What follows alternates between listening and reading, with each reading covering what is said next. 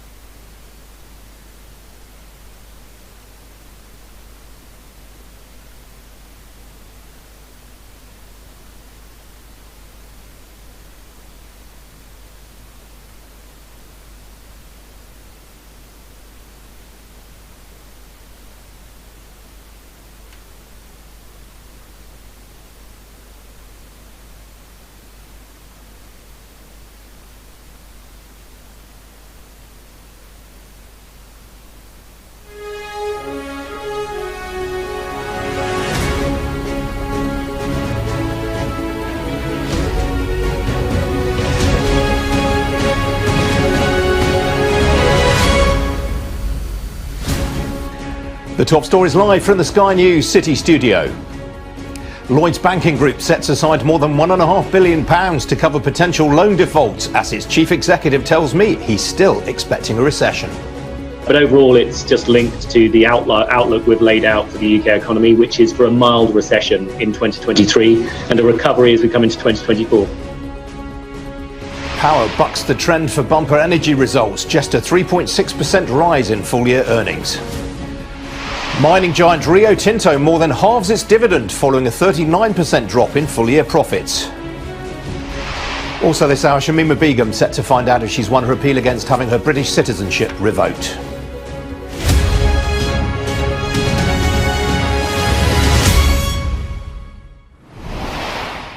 Good morning, this is Ian King Live, an hour of business and economic news from the heart of the city. Well, we will be coming to the business news in due course, I promise you, but we're going to begin this hour with the case of Shamima Begum, who left East London with two school friends in 2015 to join ISIS in Syria. She's been appealing against the then Home Secretary Sajid Javid's decision to rescind her British citizenship. The Special Immigration Appeals Tribunal is making a ruling this morning. Sky's Ashna Hurinag is there.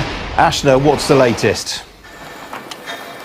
Well, any time now, really, Ian, we're expecting that ruling to be handed down and read out in Court 1 behind me, when Mr Justice Jay will reveal his findings. He will reveal whether indeed Shamima Begum, the IS bride that fled her home in 2015 at just 15 years old to go from East London all the way to IS-controlled Syria, will win back her British passport. This follows a 5-day hearing in November last year, where multiple amounts of evidence and testimony was heard over those 5 days. And over the last few months, really, there has been that testimony both from the government but also from Ms Begum's family that has been poured over to try and establish whether she should indeed get back her passport. It was in 2019 that she was stripped of her British citizenship, and there has been this ongoing toing and froing, really, over whether she should be allowed to have it back.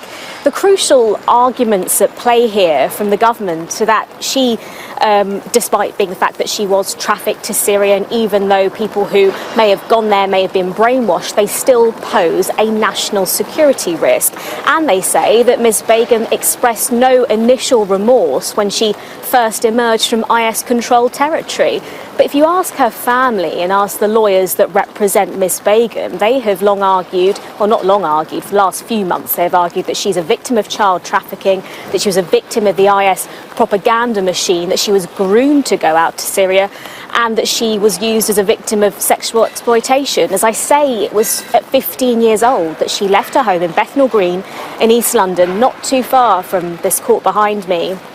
She hadn't made any family members aware, and she travelled with two friends, first into Turkey and then went on to travel into IS-controlled Syria at that time. We know that there she lived with a fighter, an IS fighter, who she then married. That was a Dutch national, and she went on to have 3 children, and it was in 2019 where she was found by a Times journalist once Raqqa in Syria had fallen from IS control, and she was found to be 9 months pregnant at that time, and the fact that she had been living in this Syrian detention camp for a number of months. But let's remember, she spent 4 years living with the Islamic State, and all of those arguments will indeed have been presented to the Special Immigration Appeals Commission behind me, and Mr. Justice Jay will have read all of that evidence, and he'll be delivering that ruling, we understand it, very shortly. Thanks, Ashna. Well, let's remind you now of what happened to Shamima Begum. Ashna taking you through the details there. In February 2015, Shamima Begum and 2 other girls left their homes in East London and flew to Turkey, from where they travelled on to Syria. 4 years later, following the fall of ISIS, she was found by a Times journalist 9 months pregnant in a refugee camp in northeast Syria. She told Sky News at the time that she wanted to come home, but didn't regret her decision to join the terrorist organisation. Well, later that month, the UK government served notice that it intended to strip Ms Begum of her UK citizenship on national security grounds. The government said that because her parents were of Bangladeshi heritage, she could apply to go there instead. In 2020, the Court of Appeal ruled that the only way she could have her case heard fairly was if she was permitted to come to the UK, but that was immediately challenged by the government. Her return was blocked by the Supreme Court, with the Home Office continuing to argue that she posed significant national security risk. Ms Begum told Sky News that she'd never been involved in any atrocities. Her latest attempt to win the right to travel back to the UK began in London last November. Well, Sky's Alistair Bunkle interviewed Shamima Begum in northeast Syria in 2021. She told him she expected to go to prison if she were allowed to come home.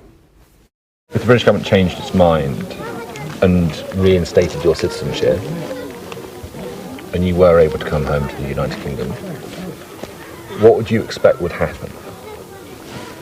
To go to prison, I guess, yeah.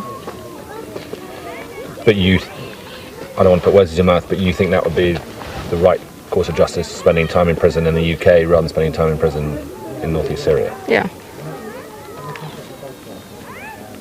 Yeah.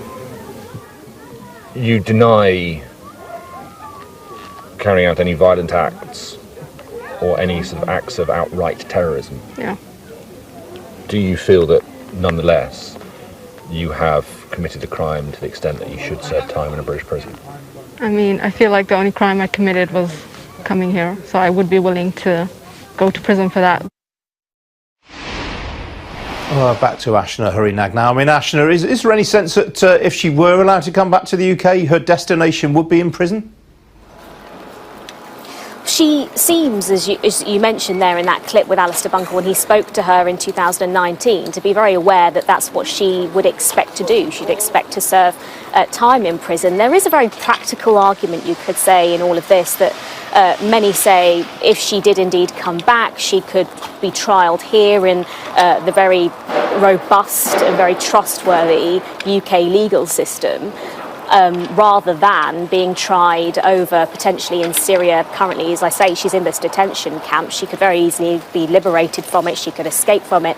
And therefore, she would then go on to face the legal system elsewhere, which may not be as robust. Of course, the government say if she does indeed stay out of Britain, she doesn't regain this British citizenship, perhaps she should try try to get a Bengali passport. Of course, her family do come from Bangladesh, and she is a Bangladesh national, some might see her as. However, if she did return to that country, there are serious threats on her life if she went over there. Her family are from Bangladesh themselves. She doesn't currently have a Bengali passport.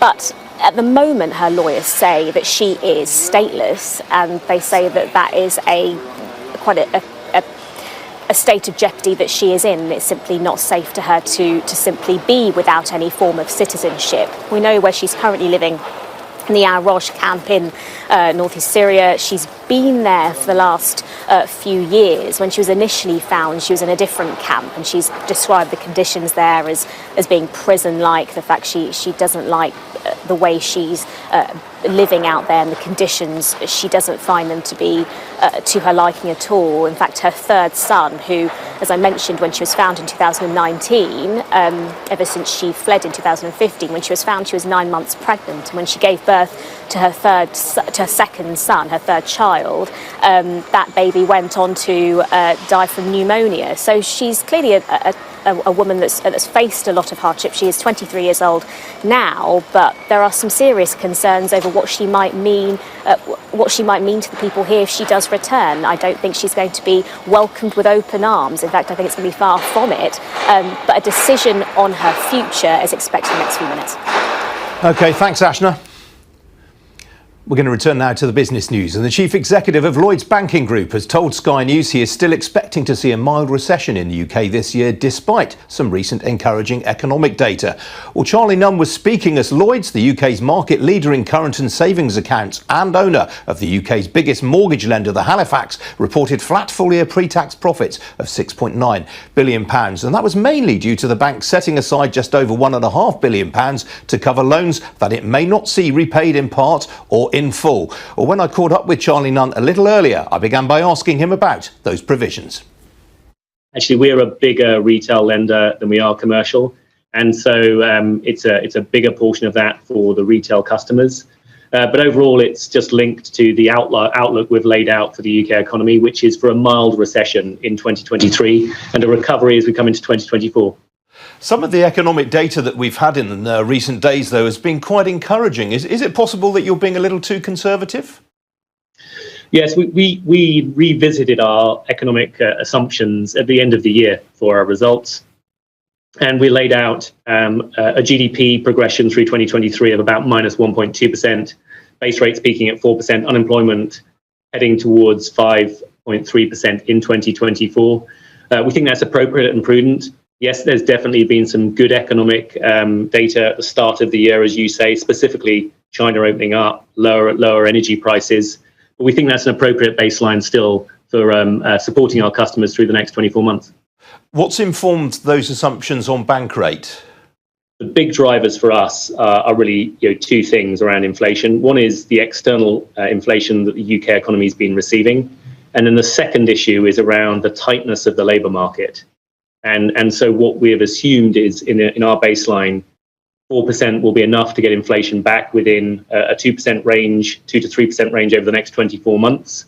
But actually, we see rates staying higher for longer in our baseline, and we're thinking that a 3% interest rate through into 2024 and 2025 is a likely outcome. Obviously, the UK's largest mortgage lender. How many of your customers come off fixed rate deals this year? And what typically is going to be the increase in their monthly mortgage repayments? Yes, as you say, so we have about 20% market share of the mortgage market in the UK. Interestingly, only 40% of houses have a mortgage, and about 20% of mortgage customers are going to be coming off a fixed price deal in 2023. So, about 10% of our customer base, a mortgage customer base, will be facing into a repricing of their mortgage in 2023. The average mortgage customer, Ian, has a salary of about £75,000. So where we're really focused as a bank is looking at those customers that are going to have an increase in their mortgage payments, which is going to increase their interest they pay as a percentage of their income, nearer a 40% range. And there's about less than 1% of our customers that we think are going to have a mortgage interest shock like that. And what we've been doing is proactively reaching out to them. There's about 200,000 customers we've been reaching out to. And that's where we're really focused, is on those customers that are going to have that increase in their mortgage payments that we think could be difficult for them to make ends meet. As you say, you're expecting a mild recession this year. What is that going to mean for your SME customers, where, again, you're one of the largest players? We are, and the business sector is a slightly different story, and you'll have probably seen some of the data in the last few days and weeks. We did our own survey around business barometer sentiment that's showing overall businesses are feeling more positive about the economy, and they're getting back to kind of their long-term average sentiment, positive sentiment for the UK. A bit like on the retail and household side, though, it's a very mixed picture. There are some sectors that we can see are finding it harder to make their cash flows work, and it's the sectors you'd expect. It's agriculture, it's hospitality, it's restaurants that we can see are having more difficulty in this context. And there's other sectors which are absolutely feeling confident around the outlook for the economy. They can see opportunities to invest, and they're looking for opportunities to continue to grow. So overall, business sentiment is looking more positive than consumer sentiment. But there are, again, these specific businesses and sectors that we need to be focused on supporting through 2023.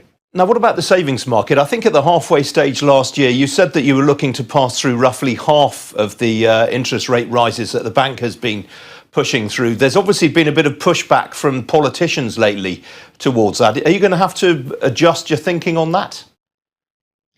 No, what the guidance we gave, I think, is still the right way to think about the savings market. The first thing, again, Ian, just when you look at our 26 million customers in the UK, about 80% have less than £5,000 and 65% have. Right, we are going to come back to our interview with Charlie Nunn, but we're just going to go back now to Ashna Hurinag with the latest on that Shamima Begum appeal. We've now got the verdict. Ashna, what is it?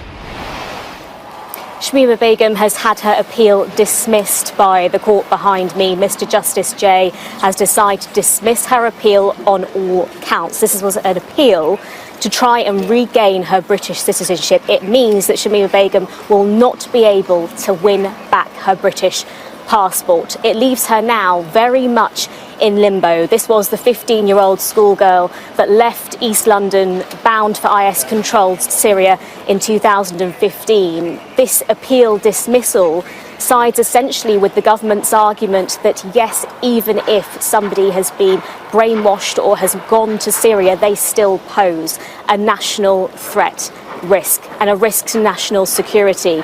This dismisses the arguments that were put forward by Ms Begum's lawyers that she was a victim of child trafficking.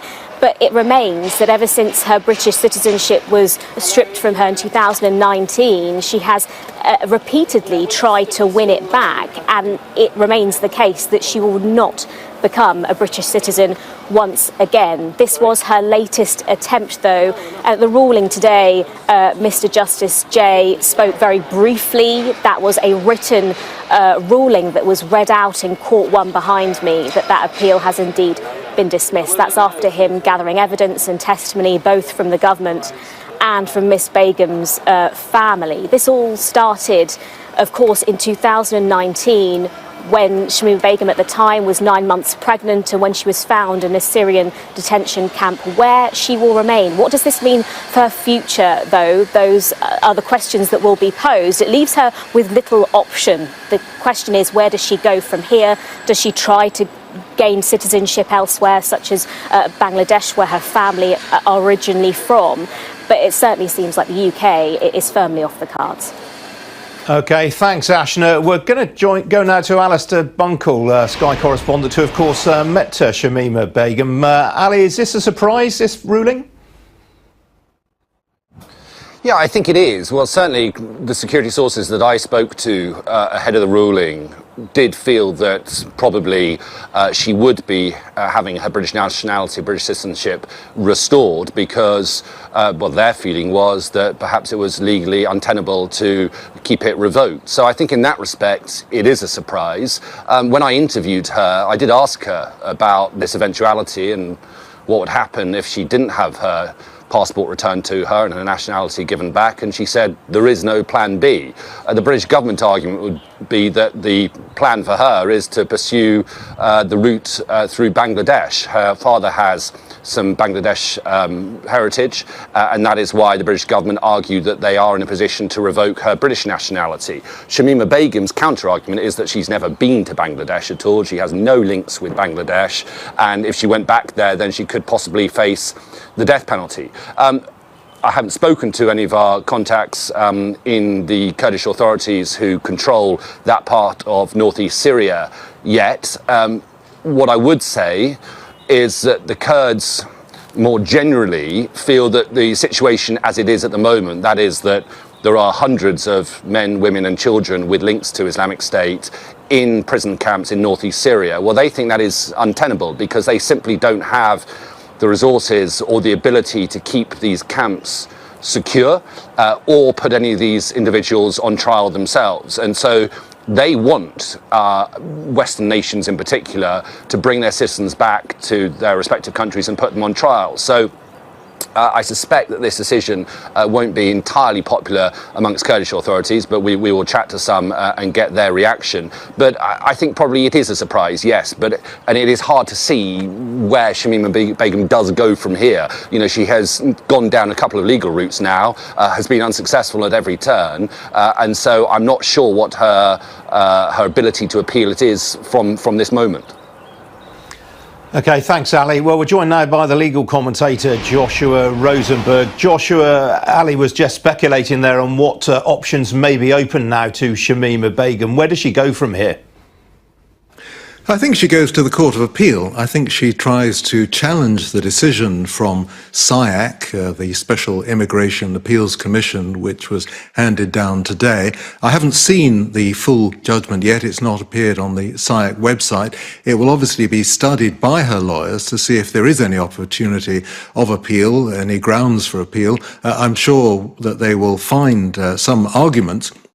Don't forget, this case has already been to the Supreme Court on the question of whether Shamima Begum should have been allowed to travel to London in order to give evidence to this court in London in support of her appeal. And the Supreme Court, overturning earlier decisions, said no, she was a security risk, she couldn't be allowed to return to London. And no doubt her lawyers will argue that that put her at a disadvantage at the hearing last November. But no, I would be pretty confident that we will hear from her lawyers that they will seek to challenge this decision. It's really their only option, as your other correspondents have been explaining, because I don't think Bangladesh is going to allow her in. I don't suppose any other country is going to offer her a passport. And so really, this is her only option, as I say, to challenge this decision from Mr. Justice Jay at the Special Immigration Appeals Commission this morning. Joshua, thanks for that. We will have more on that story throughout the morning here on Sky News. In the meantime, I want to give you a bit of breaking news that we've had in the last few minutes concerning British Steel. Now, this, of course, is the Chinese-owned company. It's nothing to do with the old British Steel that many of our older viewers will remember. And it said it is proposing to cut up to 260 jobs. That is with the closure of its coke ovens at its plant in Scunthorpe. In the statement that we've had from British Steel, the company says that this is part of its drive to overcome global economic challenges and build a green and sustainable future. The company goes on to say that it's seen its bills for energy and carbon increase by £190 million last year, and it has said that decisive action is required because of the unprecedented rise in operating costs, surging inflation and the need to improve environmental performance. So breaking news this hour, British Steel to cut up to 260 jobs at Scunthorpe. We'll have more on that story on the business pages of the Sky News website. And now Scottish Power has bucked the trend in the energy sector and has not reported blowout results. The company, which is owned by the Spanish power giant Iberdrola, reported underlying earnings of £1.6 billion for 2022, which was up just 3.6% on 2021. Well, Scottish Power's household energy supply business, which supplies 4.7 million homes, actually recorded a loss for the year. Joining me now is Scottish Power's Chief Executive, Keith Anderson. Keith, welcome to you. What was behind this loss in the household supply business?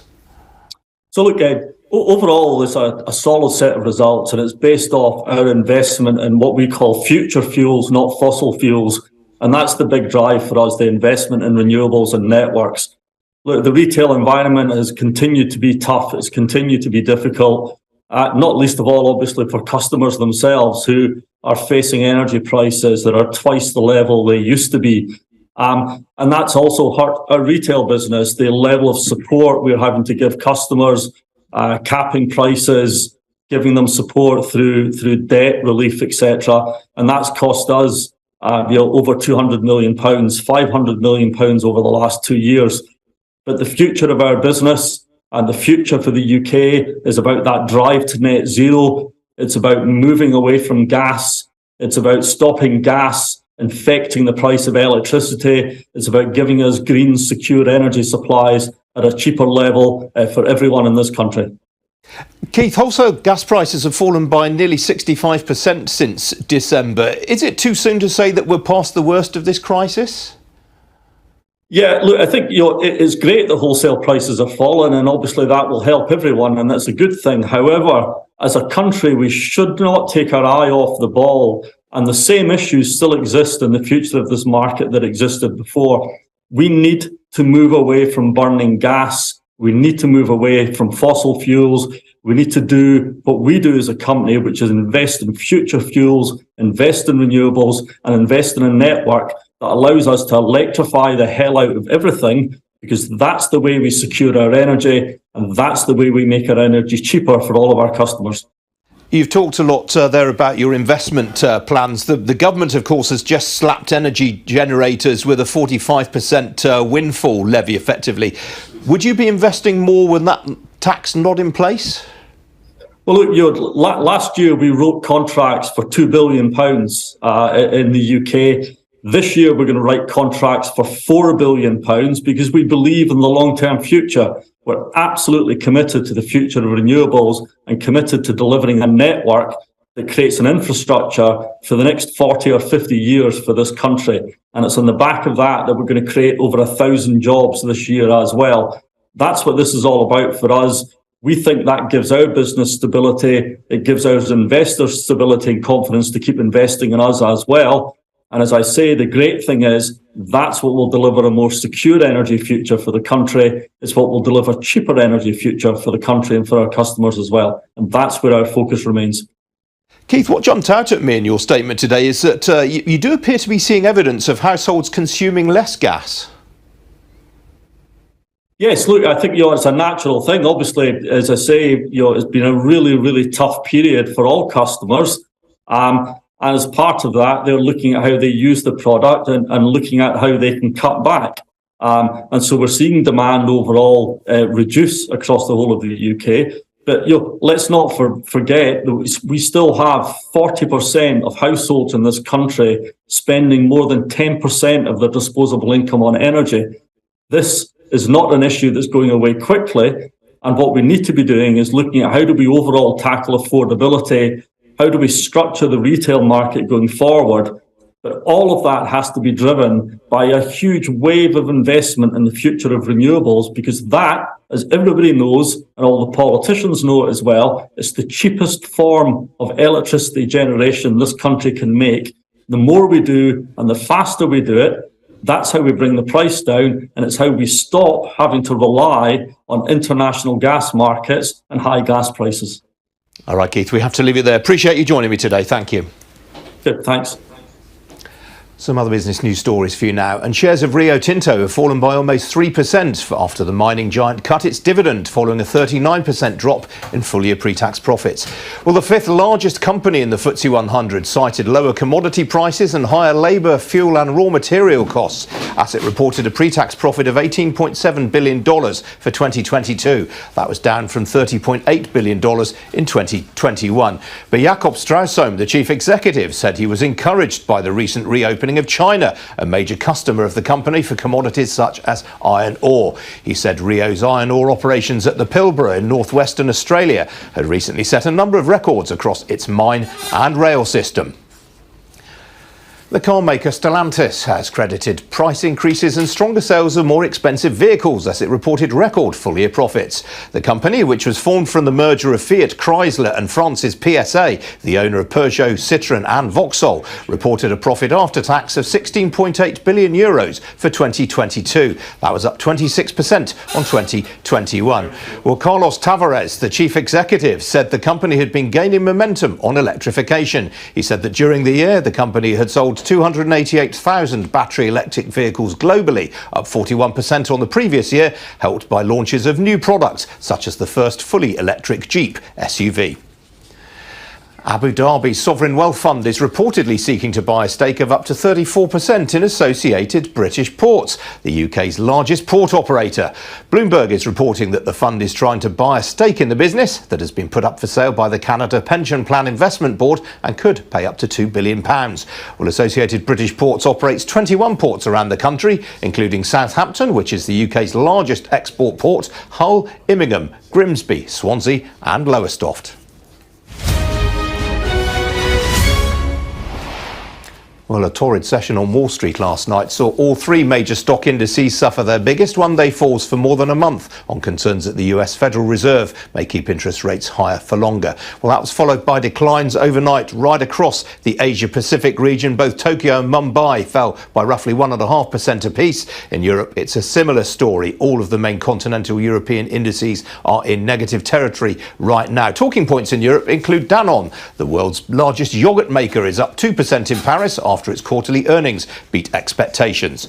Well, here in London, it's a similar story. The FTSE 100 is off by just over 1% right now, and a broad-based sell-off led by some of those mining heavyweights. HSBC, which reported its results yesterday, is off by some 1.8% right now. It's held on to most of yesterday's gains, in fairness. There aren't too many blue-chip gainers to mention, but the information and data provider RELX is up by 0.75% on the back of its results last week.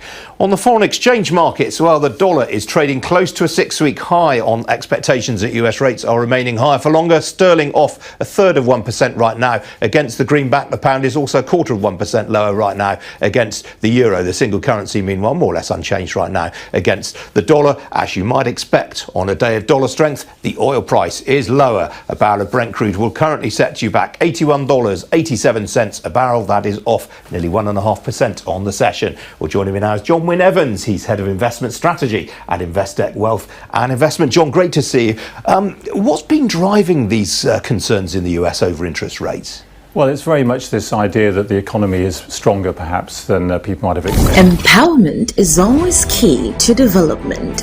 Doing good outreach under the auspices of His Royal Highness Osi Ejatekbo VII presents Avatime Youth Empowerment Outreach 2023 with the theme Run to Jesus, Your Only Savior, Acts 10 verse 38. Date is Saturday the 26th of March to Saturday, April 1st, 2023. Below are the dates and venues. 27th March, Avatime Vanle Community Center. 28th March, Avatime Amejokwe Market Square. 29th is Avatime Jogbepeme Primary School Compound. 30th March, Avatime Biakpa Community Center. 31st March, Avatime Bajame Community Center. Then April 1st is Avatime Fume and Jokwe Community Center. The time is 6:30 p.m. every day. Speakers: Reverend Michael K.M. Esiama. We have redemption. We have been redeemed from the iniquities of the planet. So you don't need to beg them anymore. Oh, in Jesus Christ, the Son of the living God. Reverend Samuel Avagame and Reverend Prince Mawuli Ejay, kindly consider with a generous heart donating to this noble cause financially, materially, or with your time and presence. Note, there will be free health screening during the day for all.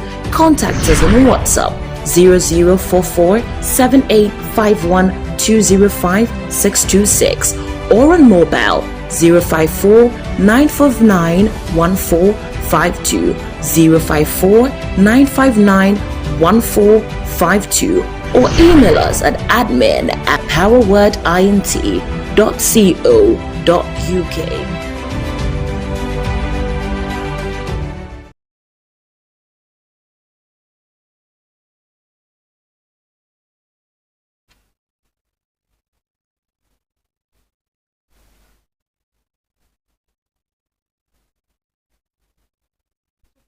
SendWave. SendWave is a money transfer app that is used by people all over the world to send money to their loved ones in Africa. With SendWave, you can send money to Ghana, Nigeria, Kenya, Uganda, and Tanzania. And the best part is, SendWave is absolutely commission-free. Our exchange rates are excellent. You can see for yourself by checking them out on our website. So how do you use SendWave? SendWave is an app that you can download onto your phone from the App Store or Google Play Store. The app is free to download. After downloading it, just open the app and enter your name, email, and phone number. That's it. You're good to go. Make sure you use the promo code SR. S for Star, R for Radio. This promo code will give you £5 free credit to send to Africa on your first transaction.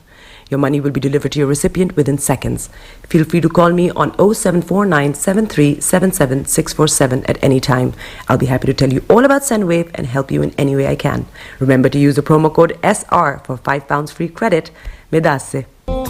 Hi everyone, it's your girl BB Clement, the author of How to Go From Employee to Entrepreneur and the host of your weekly business show, BB Means Business, the show where we discuss everything you ever wanted to know about business but you were afraid to ask. How do I start my business? How do I raise the finance? How do I grow my business? Where am I going to find my customers? Join me every Tuesday at 1:30 p.m. on Starr Radio UK to get all the information and tips that you need to become a successful entrepreneur and become financially free. Remember, don't let life dictate to you. Rather, put your signature on life.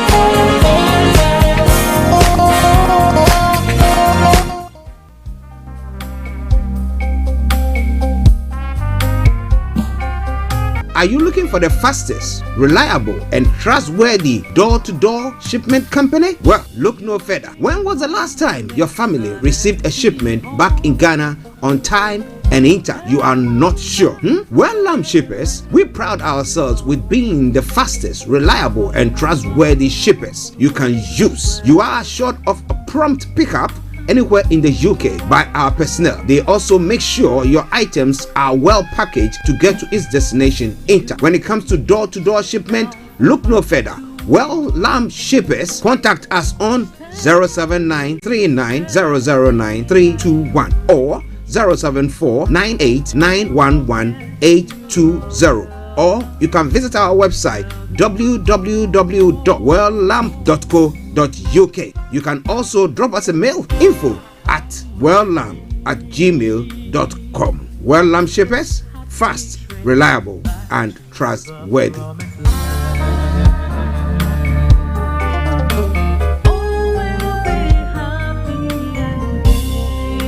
Hi there. Are you dreaming of owning your own house in Ghana? Then you will need a well-documented piece of land that is free from troubles.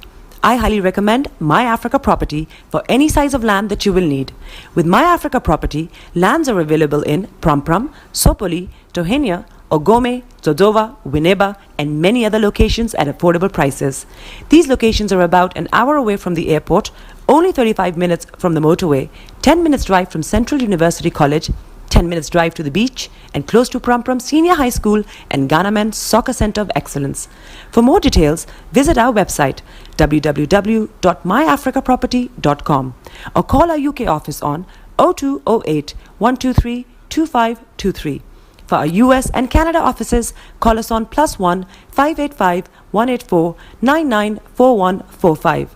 You can also email us at ghana@myafricaproperty.com.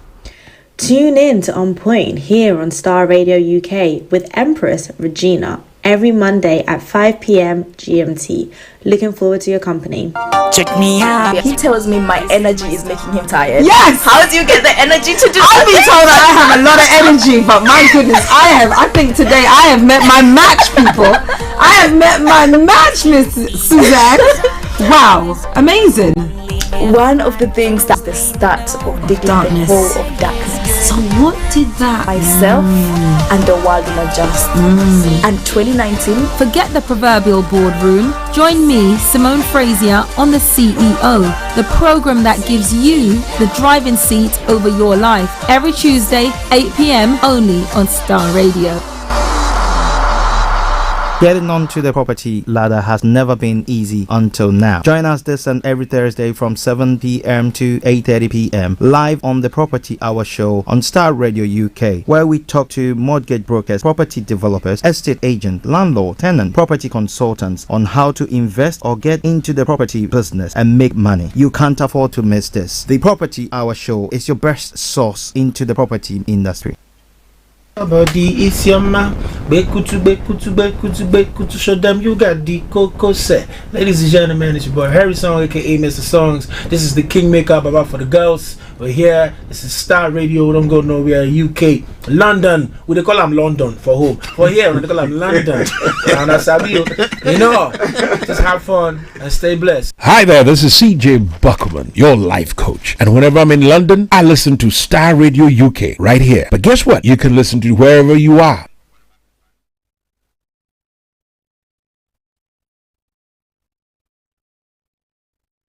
Broadcasting worldwide, online 24/7. All around the world. In your car. At work. At home. On your smartphone. This is Starr Radio UK. Are you ready to turn it up?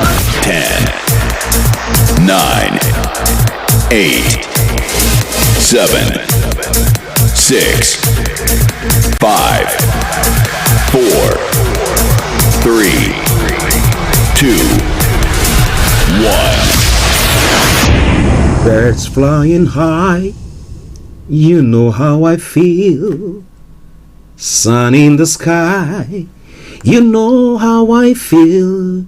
Breeze drifting on by, you know how I feel. It's a new dawn, it's a new day, it's a new life for me. And I'm feeling good. Hey there, this is Archie, and it's a Starr Radio UK and the morning show.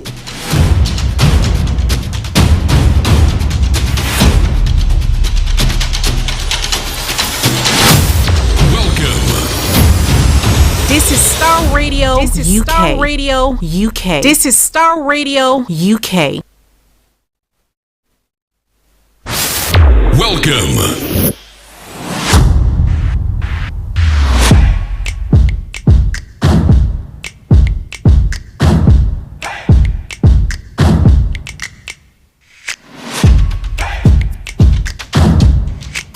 Broadcasting worldwide, online 24/7.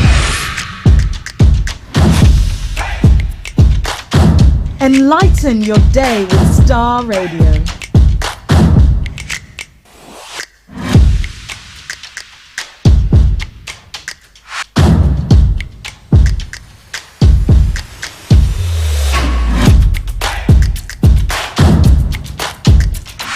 Starr Radio. Radio for the people, by the people.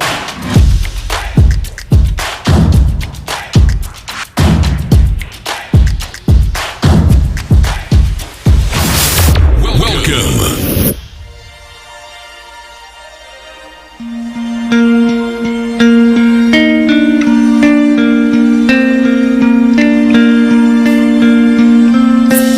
Love for you runs deep. All of you makes my heart beat.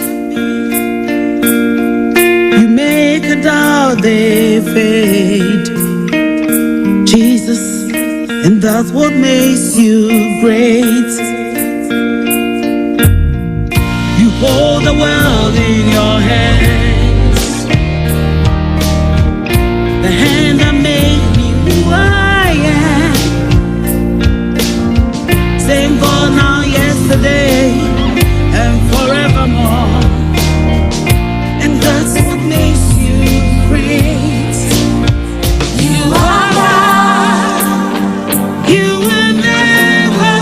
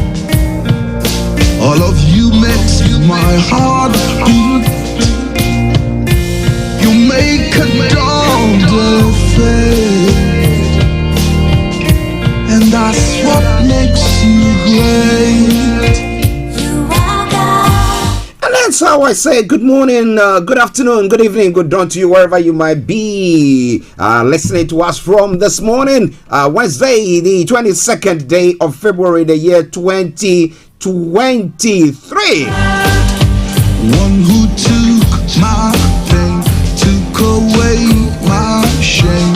Lord, Let me say good morning to my team this morning, Mr. Olayomi Koiki, Mr. Francis Gayi, and the one and only Felix all the way in Aberdeen. It's my brother Kojo D, Anthony Adideji, Bishop Adeshina, Pastor Momo Adekunle, and all you wonderful people who have tuned in this morning to listen to us this morning. As I would say, all protocol observed. I worship you. But playing in the background, something from Edith Morrison once again. Same for now, yesterday, and forevermore. And that's what makes you great. You are God.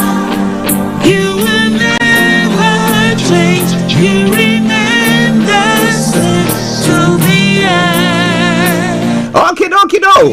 It is a Wednesday edition of the morning show, and therefore, as I do say, when we are pressed with time, we will just get on with it. But stay tuned, don't you go away, and let me just quickly come back to you.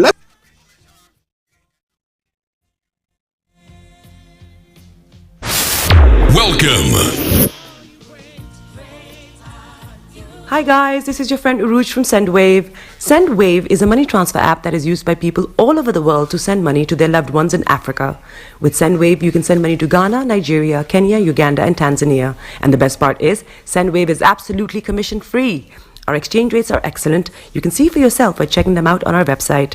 So how do you use SendWave? SendWave is an app that you can download onto your phone from the App Store or Google Play Store. The app is free to download.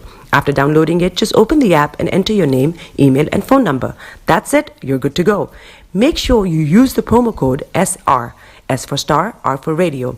This promo code will give you £5 free credit to send to Africa on your first transaction. Your money will be delivered to your recipient within seconds. Feel free to call me on 0749 7377 647 at any time. I'll be happy to tell you all about SendWave and help you in any way I can. Remember to use the promo code SR for £5 free credit. Medasse. Yes, welcome back to the program. My apologies for that interruption. Well, when you're a family man, you do all sorts, don't you? Well, you have to listen to Jesus, and that's what makes you great. So we are back on. As I did say yesterday, Mr. Olayomi Koiki wasn't able to join us, but he promises that today he's going to be with us. But call it 2 days and some hours on. Do you think that election is going to hold or not? It's a question that I'm asking most people this morning.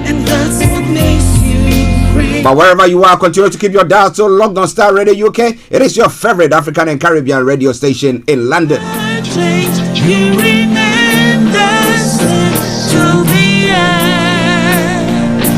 So I'm going to bring you the quote of the day, the weather forecast will follow suit, then the travel update as well. We'll move on from there to have a look at some of the stories making the rounds across the globe, known as Global Trotting.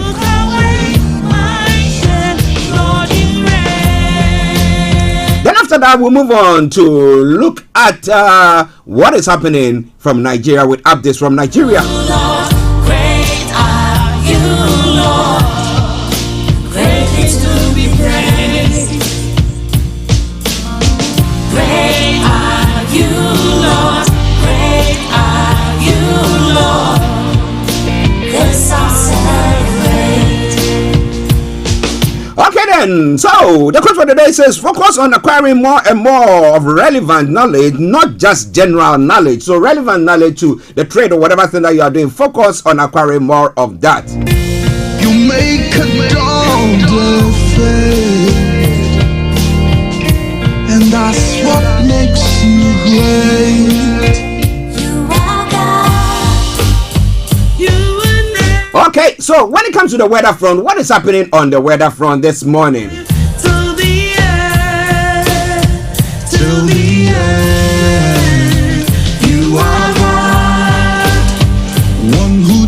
Okie dokie do. So, yes, when it comes to the weather, in London and the southeast of England, this is what the weather is going to be for you today. So, just stay tuned. Let me just bring that your way quickly, and then we'll continue with the show. Now, this afternoon, we'll continue similarly with mostly cloudy skies and spells of showery rain. Now, it will also small chance of some bright spells towards the end of the day, but this will be few and far between.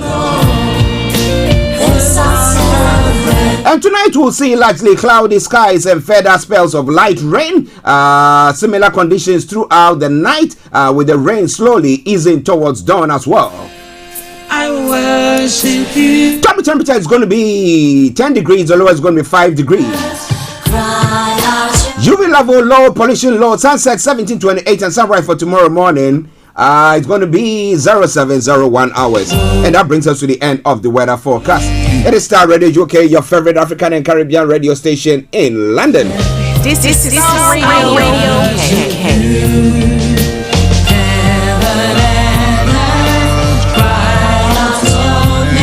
Okay, we'll just take you straight to the travel updates this morning, wherever you are. So not to go away at 10:49, and let's go to the travel updates.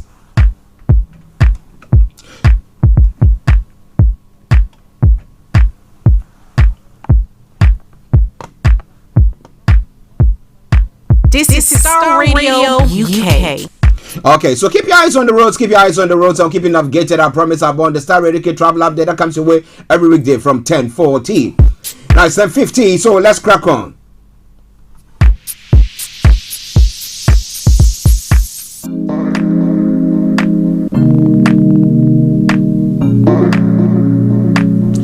Okay, so on the underground this morning, District Line has got part suspension, Jubilee Line minor delays, Northern Line minor delays there as well. That aside, all the others have got good service. DRL, London Tram Link, and London Overground, good service there.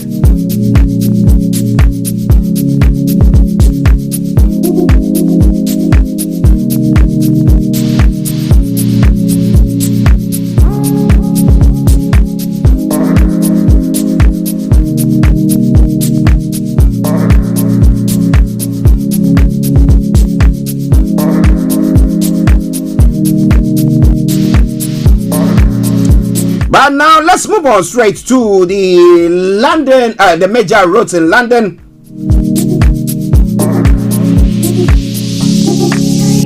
And A10, A2, A4, Blackwall Tunnel, Central London Red Routes, and South Circular A205 have got closure. So if you can avoid it, do your best to avoid that. On the river bars as well, yes. Apart from the Woolwich Ferry that got planned closures, all the others have got good service. The landing cable car has also got good service there. But let's move on to the final segment of the travel update. That is the National Rail.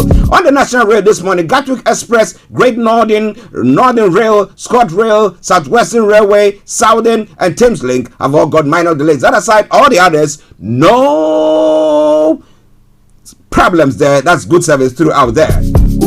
And as I would do say all the time, good morning, good afternoon, good evening, good dawn to you wherever you might be on planet Earth. Enjoy your commute for today. But you know what? Continue to keep those eyes on the roads. Empowerment is always key to development. Doing good outreach under the auspices of His Royal Highness Osi Ejatakbo VII presents Avatime Youth Empowerment Outreach 2023 with the theme Run to Jesus, Your Only Savior, Acts 10 verse 38. Date is Saturday the 26th of March to Saturday April 1st, 2023. Below are the dates and venues. 27th March, Avatime Vanle Community Center. 28th March, Avatime Amechokwe Market Square. 29th is Avatime Jokbepeme Primary School Compound. 30th March, Avatime Biakpa Community Center. 31st March, Avatime Bajame Community Center. Then April 1st is Avatime Fume and Jokwe Community Center. The time is 6:30 p.m. every day. Speakers: Reverend Michael K.M. Isiama. We have redemption. We have been redeemed from the iniquities of the planet. So you don't need to beg beg them anymore. Oh, in Jesus Christ, the Son of the living God. Reverend Samuel Avagame and Reverend Prince Mawali Ajay kindly consider with a generous heart donating to this noble cause financially, materially, or with your time and presence. Note, there will be free health screening during the day for all. Contact us on WhatsApp 0044 7851 205 626 or on mobile 054 959 1452 054 959 1452 or email us at admin@powerwordint.co.uk.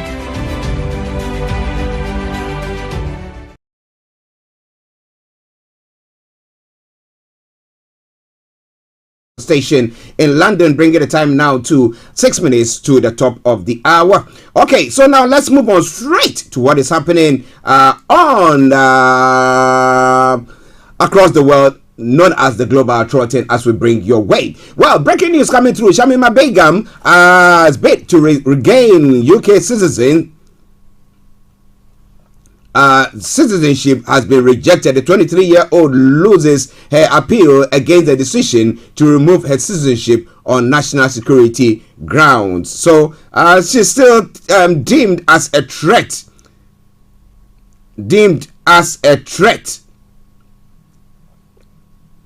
She's still deemed as a threat. So she's not going to be allowed that. But I will bring you details of that in a moment. Again, nurses set to have intensive talks after strike has been paused. We hope that the government will see to address that, so that all these back and forth will stop, so that people can go to the hospitals and get the treatment that they need. Now, in other stories as well, top Chinese diplomat to meet Putin ahead of Ukraine anniversary. Wang Yi's visit comes hours before U.S. President Joe Biden meets leaders from NATO's eastern flank in Poland. Well, yesterday we had the president of the United States of America, the leader of the free world, came out to say give their support to Ukraine, saying that they're going to be standing with them. Okay, so we're going to be bringing you more on that front as well. Okay, just bear with me. Some people want links to the program. That's why I say you also share the link with your friends and loved ones as well. Some who want to join in and enjoy the program as well. Okay. So now let's move on straight to the okay. Now, but share the broadcast with your friends and loved ones and invite them to like our pages. Now, fierce rise over North Korea's deepening food crisis. The country's top officials will meet at the end of February to discuss pressing famine issues. I don't know, but they have money to develop arms and all these weapons, but they are not putting money in to the agriculture sector, to something to improve the lives of the people. But well, somebody said that if they think that their life is a threat, then what do you think that they have to do? But look at their leader and see how big he is. I mean, and it's but you look at his countrymen. Oh my goodness. Well. But some are thinking that he's a good leader. What about that? U.S. proposes strict asylum restriction at border. The plan was swiftly denounced by pro-migrant groups who liken it to Trump-era policies. And this and a lot more going to be coming your way. As I said, Yomi is going to bring you what is happening in Nigeria. Presidential elections. 15 parties are falling behind. APC, PDP can no longer win. Baba Ahmed says. And then crisis PDP hammer to fall on Wike and G5 governors there. We'll hear new Naira suit. Supreme Court insists. Okay. So we'll hear what is good. That's what the Supreme Court is saying there. Don't allow judges determine who rules Nigeria. Ex-Senate President is saying. What is he talking about there? A lot more going to be coming your way. from the updates from Nigeria in a moment. But it's all coming away from Starr Radio UK. Now, when it comes to the Igbo land, let me call it that, the Southeast, well, Igbo says the 2023 election is a jamboree in system of referendum dissociates itself from sit-at-home directives from Simon Ekpa. So there's a fragmentation in the front. Well, it seems to say that Simon Ekpa is saying there should be a sit-at-home, a 5-day sit-at-home, but the other IPOP group also are saying that, well, they are not going to be. So we don't know what is happening there, but we'll be bringing you more on that. We'll do our best to see even if we can get some more Ekpa one of these days on the program before Saturday. And then Nnamdi Kanu needs urgent ear surgery. Lawyer cries out. Nnamdi Kanu Soludo books appointment. That has been going on for some time, but we're not sure what is happening on that front. When it comes to the African continent as well, Somali forces response as 10 civilians killed in jihadist attack in Mogadishu. Some of the Sahrawi's making the rounds there, and protesters take to the street to protest Sudan's military rule. It's been going on and on and on and on. But how long would that continue? Okay. Now, when it comes to Ghana, apologize for attempting to arrest Mamprugu overlord Boko Naba. Traditional Council tells government. Well, the government wanted to bring some Rambo-style arrest there, but I think it seemed to have backfired. And robber killed by speeding Range Rover after attacking a fuel station. Whoa! If this part of the world, and it's a thief, and you are pursuing the person, and you have run the person down with your vehicle, I bet you are going down for manslaughter, aren't you? Okay. One more story. Then I'll bring you some music. I will have Mr. Olayomi Koiki. Canavarata heads to China to seek debt cancellation. What? They're begging the Chinese to say that, you know what? Help us out. Cancel some of our debt. But you think the Chinese will heck into that? Well. They got you on your throat now. They're going to squeeze it until everything oozes out. What do you think? Well, a lot more going to be coming your way. It is Starr Radio, okay? But let me say good morning to Omobola G. Abdullahi. It's a good day, Mr. Archie and Mr. Koiki. God bless you and your team. And God bless you, Omobola G. We hope that you are doing very, very well. And thank God Nigeria has not happened to you. Let's take this music and then we will come to you. And this one is from Mika Paris, and it says, The Struggle. Enjoy. The struggle has to continue. A lucha continua.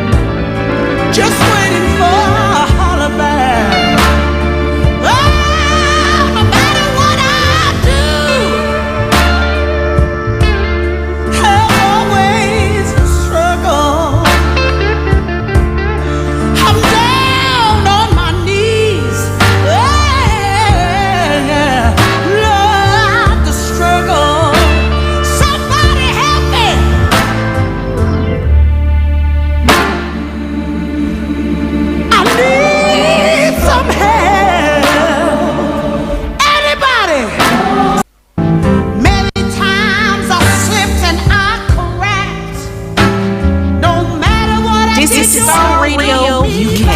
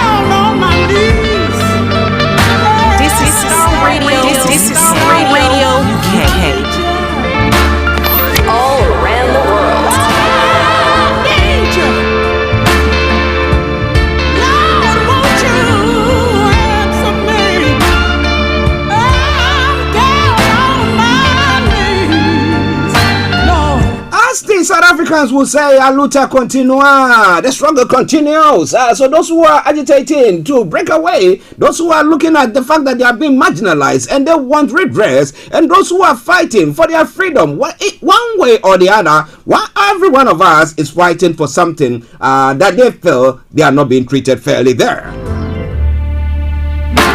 So that's the struggle from Mika Paris.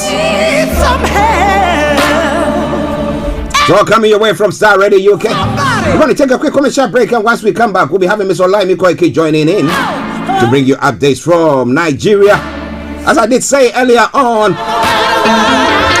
2 days and some hours and some minutes and some seconds tickling down to the elections. Is it still going to hold? Yesterday we did have the PDP, the Labour Party DG saying that, you know what, I don't think that the INEC is really prepared for this election at all. They reckon that the logistics and stuff like that has not been put in place the way they're supposed to be. But what do you think? Some people are still thinking that election is going to hold like no man's business. And it's all coming away from Starr Radio UK. Okay, so let's take a commercial break and I'll be with you. Stay tuned and don't you go away. Hi guys, this is your friend Uruj from SendWave. SendWave is a money transfer app that is used by people all over the world to send money to their loved ones in Africa. With SendWave, you can send money to Ghana, Nigeria, Kenya, Uganda, and Tanzania. And the best part is, SendWave is absolutely commission-free. Our exchange rates are excellent. You can see for yourself by checking them out on our website. So how do you use SendWave? SendWave is an app that you can download onto your phone from the App Store or Google Play Store. The app is free to download. After downloading it, just open the app and enter your name, email, and phone number. That's it. You're good to go. Make sure you use the promo code SR. S for Star, R for Radio. This promo code will give you £5 free credit to send to Africa on your first transaction. Your money will be delivered to your recipient within seconds. Feel free to call me on 0749 7377 647 at any time. I'll be happy to tell you all about SendWave and help you in any way I can. Remember to use the promo code SR for £5 free credit. Medasse. Hi everyone, it's your girl BB Clement, the author of How to Go From Employee to Entrepreneur and the host of your weekly business show, BB Means Business. The show where we discuss everything you ever wanted to know about business but you were afraid to ask. How do I start my business? How do I raise the finance? How do I grow my business? Where am I going to find my customers? Join me every Tuesday at 1:30 p.m. on Starr Radio UK to get all the information and tips that you need to become a successful entrepreneur and become financially free. Remember, don't let life dictate to you.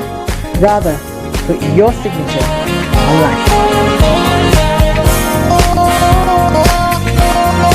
Welcome back to the program. It is Starr Radio UK. It is your favorite African and Caribbean radio station in London on the Wednesday edition of the morning show. And I have no other person than the one and only Mr. Olayomi who has joined in this morning. And let me say good morning to you, Yummy. Well, a very good morning to you back in the studio, Mr. Archie. Good morning to all our listeners and viewers from around the world, and welcome once again to Starr Radio UK. It is the finest African and Caribbean radio station in London. It is Wednesday edition, and I know because of our time constraint, but be rest assured that later on in the evening, we'll be back with more than enough time to discuss all the issues that is pertaining to Nigeria in later on Niger Voices. Yes, how are you doing and how is the family? Well, the family are doing very well. It's just almost 72 hours that they've returned back to school after a long week. And sometimes it's still very difficult to let them understand that school is returned back. So that means that the Roblox game on the iPad is not allowed. And likewise, as there's quite a lot as well. But the family are doing very well. But the most important thing is we are always concerned regarding family back home in Africa, most especially in Nigeria and likewise in other African countries. So when we talk about family, we're also worried about the extended family that are not doing very well back home. Interesting. Listeners, This is Star Radio UK. Mr. Olayomi Koike in our North London studios. I'm actually here in the South studios, and we're bringing you updates from Nigeria. As I did say earlier, I've shared the broadcast with your friends and loved ones, and invite them to like our pages as well. So now let's quickly just go on. I told listeners, as I did apologize yesterday, Yomi was saying to other things, that's why he couldn't come on. But the Naira issue seems to be going on. There seems to be a division in the country. Some are saying, oh yes, accept the old Naira. This one are saying, no, we can't accept that, and there's that going on. So much confusion. Now we're waiting for the Supreme Court to rule again. The Supreme Court is saying that, well, we will hear new Naira suit. What is going on? Well, I remember that the federal government, was doing everything, to disagree with the Supreme Court. On the 8th of February, Nigerians, were having the hope that the Supreme Court ruling, would allow them to continue spending, the Naira note. But unfortunately, what we've seen is that, the federal government have literally disagreed with that. So when you not look back and ask the question, who actually, runs the country as we speak right now? But I can confirm that later on today, there's no update yet, but the court ruling will decide, on whether we should continue to spend, the old Naira note bill or use the new Naira note bill, which, is making a lot of the problem that we have. So that is the old Naira note that is giving the big concern. I mean, money does change. We've said that a lot of times, even in UK. But the problem in Nigeria is, the federal government insists that the only 200 Naira out of that is still allowed, to be spent, up to April 10. But later on today, we will hear new Naira note suit by the Supreme Court insists. The Supreme Court on Wednesday maintained that come what may, the new Naira note suit must be held because it's just about 3 days before the election, and whatever is going to happen is going to have a big impact in terms of the ruling. During the Wednesday proceeding, the Council for Lagos State, Moyoshore Onigbanjo, prayed the court to prohibit the Attorney General of the Federation, Abubakar Malami, from defending the respondent while acting in contempt of initial court order as he comes tongue-in-cheek to ask for relief. He stated that the issue of contempt supersedes issue of jurisdiction. Responding, Justice John Okoro said, "You are not a stranger to this country. We don't want a situation where judiciary will be a scapegoat. We refuse to be the scapegoat." So we are hearing this matter today. We don't need to keep this matter longer, whether they obey it or not, following the series of declarations. So by tomorrow, we will find out what the Supreme Court is saying regarding, the presidency policy in changing the new Naira note. Star Radio UK. Okay, listeners, it is Star Radio UK. It is your favorite African and Caribbean radio station in London. Bringing the time now to exactly 13 minutes past the top of the hour. Now we know, we got 2 days, some hours and some minutes and some seconds ticking down to the election day, the 25th. Now, do you monitoring everything going on, insecurity? Yesterday we had the U.S. That was the day before yesterday. The U.S. embassy saying that, well, security alert pertaining to the elections and everything that is going to happen there. And then we have the Naira, the new Naira notes, and everything that is going on. Do you think the election is still going to hold? Yomi.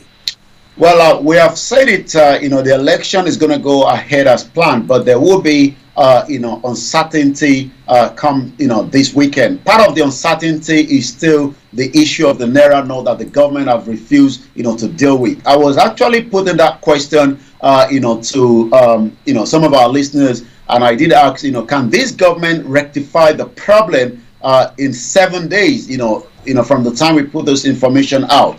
As the election countdown begins, because we are now at that fever election, we saw, the president, maybe, trying to push the last part to support his party, was in Lagos State where the final APC campaign concluded. The president was there, and the rest of the team as well. And we can see the president holding Tinubu's hand, and likewise the governor of Lagos State. Whether that is going to make an impact is something that we have to look at. But 2 days, 23 hours, 44 minutes, the seconds is going down. February 25th, as the election is being scheduled. But the problem is, will this election be able to hold in all the 774 local government in the midst of so many things that is happening, especially, we never saw the Naira situation that would also derail the election process. Because as much as you don't need to have to travel that far to vote, but the problem is every weekend in the last 3 weeks, we have seen disruption of people that have not been able to access their money and protest. Are we going to see election running on Saturday coming, or are we going to see Nigerians going on the street as times of protest? You're quite right. The American government have spoken. I actually saw, their communique as well. They're not endorsing, neither are they supporting anybody. As I said to you right now, as I speak to you, we also have it right in front of me that the Katrina Lang was yesterday invited to speak, and what she's now saying is, thanks to we don't have to mention the media station in Nigeria. Thanks for having me on the hashtag 2023 verdict show yesterday. It was great to discuss Nigeria election with one of the presenter. Recited the UK is neutral and they share our support for Nigerian democracy and its institution. But the question the indigenous people are asking is, why are they not sharing the same with Mazi Nnamdi Kanu, a British citizen that has been kept in the custody of the DSS while the government refused to listen to the rule of law? Also, as we know that the British High Commissioner Katrina Lang has literally tried as much as possible avoid anything that's got to do with Nnamdi Kanu. So each time, Nnamdi Kanu matter comes on to our desk, she's kind of trying to run away from having that sort of discussion. And the Biafra have insisted that there will not be any election until Nnamdi Kanu is released, and that will probably change the narrative. But as we see right now, I heard you talking about the health of Nnamdi Kanu. There's nothing indicating, but you never know. Maybe there's still ongoing pressure because Nnamdi Kanu release might probably release the tension in the southeast. But as I speak to you right now on Starr Radio UK, there is no indication yet that this government have any plan in releasing Nnamdi Kanu. Now, just picking up from Nnamdi Kanu's story there. Now, information coming through from the southeast is saying that Simon Ekpa is the one who has instructed that there should be a sit down, a sit at home for that 5 days that we were talking about the other time during the before and during the election time. But the IPOB are saying that they have not said anything of the sort. So there seems to be a fragmented front once again. So what are the people listening to? Would they stay at home? Are they going to be? It seems to be very, very confusing. Can you throw a bit of light on that? Well, let's get a bit of clarification on that. Simon Ekpa even have got the mandate to speak on behalf of all the Biafra as a spokesperson. The problem is, the doors, are those that are compromised Nnamdi Kanu, and some of those within that caucus were those that sold him out to the Nigerian government from Kenya because they knew his movement and they were literally, able to sell Nnamdi Kanu, and that made this arrest. Even in the communique that came out that I saw, from Simon Ekpa, he actually said in that communique that came through, the lawyers of Nnamdi Kanu, that the doors, which is meant to be the other part, must not engage, must not say anything different from whatever Simon Ekpa is saying. Simon Ekpa has the mandate of the Biafras, but yes, we do have those that disagree with him, and there's no doubt, those individuals, might probably say that there's not going to be a sit down at home. And I'm trying to see if I can bring that communique that Simon released a few days ago. But yes, the indication is there will be a sit down at home, and that sit down at home means that everybody must have to sit down at home, and the reason for that is they disagree, with their leaders in the southeast as well. And yes, I have that communique right here, and this was a memo on instruction and directives of Mazi Nnamdi Kanu, and this is also coming from one of the legal, representative of Nnamdi Kanu. And it says right in front of me, DOS is forbidden from responding to Simon Ekpa no matter what. That's on number one. And number two, DOS never disable into the finance of the family. So if you look at the number one, it gives the mandate for Simon Ekpa to speak on behalf of the Biafra as a spokesperson. And likewise, he's not just the only one working, he's working with the rest of the team that are making those decisions. So he's just a spokesperson on behalf of the Biafra. Okay, he's just a spokesperson. We'll see what is happening on that front, as to whether people are going to listen to what Samuel Ekpa has said, or what the IPOP on the ground are saying at the moment. Larry Lamina says, good afternoon to you, Mr. Koiki and Archie. More grease to your elbow, and more grease to your elbows as well, whilst you do everything possible to listen to us as well. And as many of you who are listening to us on the various platforms, we salute each and every one of you. Starr Radio UK. Now the election is getting closer. Now, Afenifere leader Ayo Adebanjo has told Nigerians to vote for Obi against Tinubu. So we have some chess movements there. This one is supporting that one is supporting that. At the end of the day, we don't know exactly what is going on. Yomi. Well, he's an elderly man, and we call him the elder spokesman. The elder statesman, within the Yoruba. So when you look at somebody like, we call him Pa Ayo Adebanjo. I had an opportunity to meet him, during my traveling to Nigeria, some few years ago. And as much as, they believe in Yoruba nation cause, but at the moment they believe also that the country can be restructured, and they have been fighting for this restructuring. But the question is, they've not endorsed Tinubu, even though Tinubu is a Yoruba man. So the headline says, Afenifere leader Ayo Adebanjo, the social cultural groups, tells Nigerians to vote for Peter Obi against Tinubu. We don't have money to fight them, but we must do everything legitimately to free ourselves. Well, free ourselves from what? Free ourselves from those that are hold the bondage of Nigerians from the APC, according to him, or free ourselves as indigenous people. Afenifere leader Ayo Adebanjo has appealed to Nigerians to vote Peter Obi of the Labour Party flag bearer in Saturday presidential election against his kinsman Bola Tinubu. We know that Bola Tinubu, was someone that was also working with them at some time in the AD, but it seems that he outsmarted each of these elder statesmen, and he has been able to use that to his own advantage, and that's why they call him the Jagaban. But some say he's not a Jagaban, is what we can call Jagarudi. I'm not going to give the full meaning of that. Mr. Adebanjo made the appeal when he hosted the leadership of the Atunlushe initiative. Atunlushe means that people that wants a betterment of the country, a social cultural group and political group on yesterday in Lagos. We don't have money, but we have everything legitimately to free ourselves. Are we going to free ourselves this weekend? The balls is now rolling, and the countdown is already out there, and we will continue to monitor that on Starr Radio UK. Maybe tomorrow we might have one of our team that will speak to us right from Lagos State, and probably maybe they might get one or two people just to get the views of Nigerians regarding this election. Well, listeners, Mr. Olayomi Kweke in our North London studios. I'm actually here in the South studios. But let me touch on one other story before I allow Yomi to roll with some of the other stories. Now, explosion, gunshot rocks Rivers TV radio stations. Now, is it somebody or a group of people who are supporting a particular party, and because of that like a station that's supporting a particular party, and that's why an attack of that sort has happened there? Yomi. Well, the good thing is that nobody's pointing finger anymore on the atrocity happening in the southeast as against the Biafrans. Now we know that Wike, as an example, the governor, I listened to his media interview over the weekend, and you can still say that he's not endorsing, neither is he supporting Atiku at all. We do know that he has given platform for Tinubu.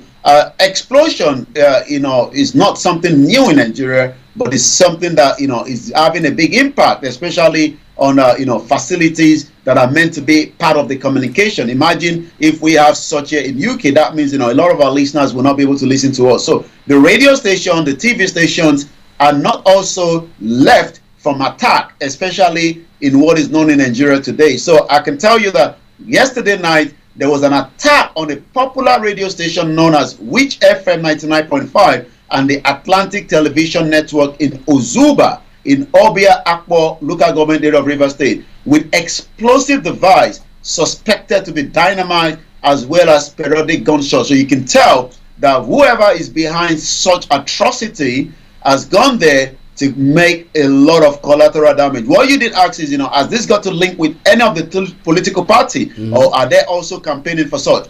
Each of the radio stations are meant to be neutral, but we do know that sometimes, they could be a little bit, into one part of the political party. But the incident which occurred just about before 9 p.m. led to destruction of some equipment, property and facility which houses the two media outfit and is owned by a member of the House of Representatives, Chinyere Igwe. So definitely this is a political attack.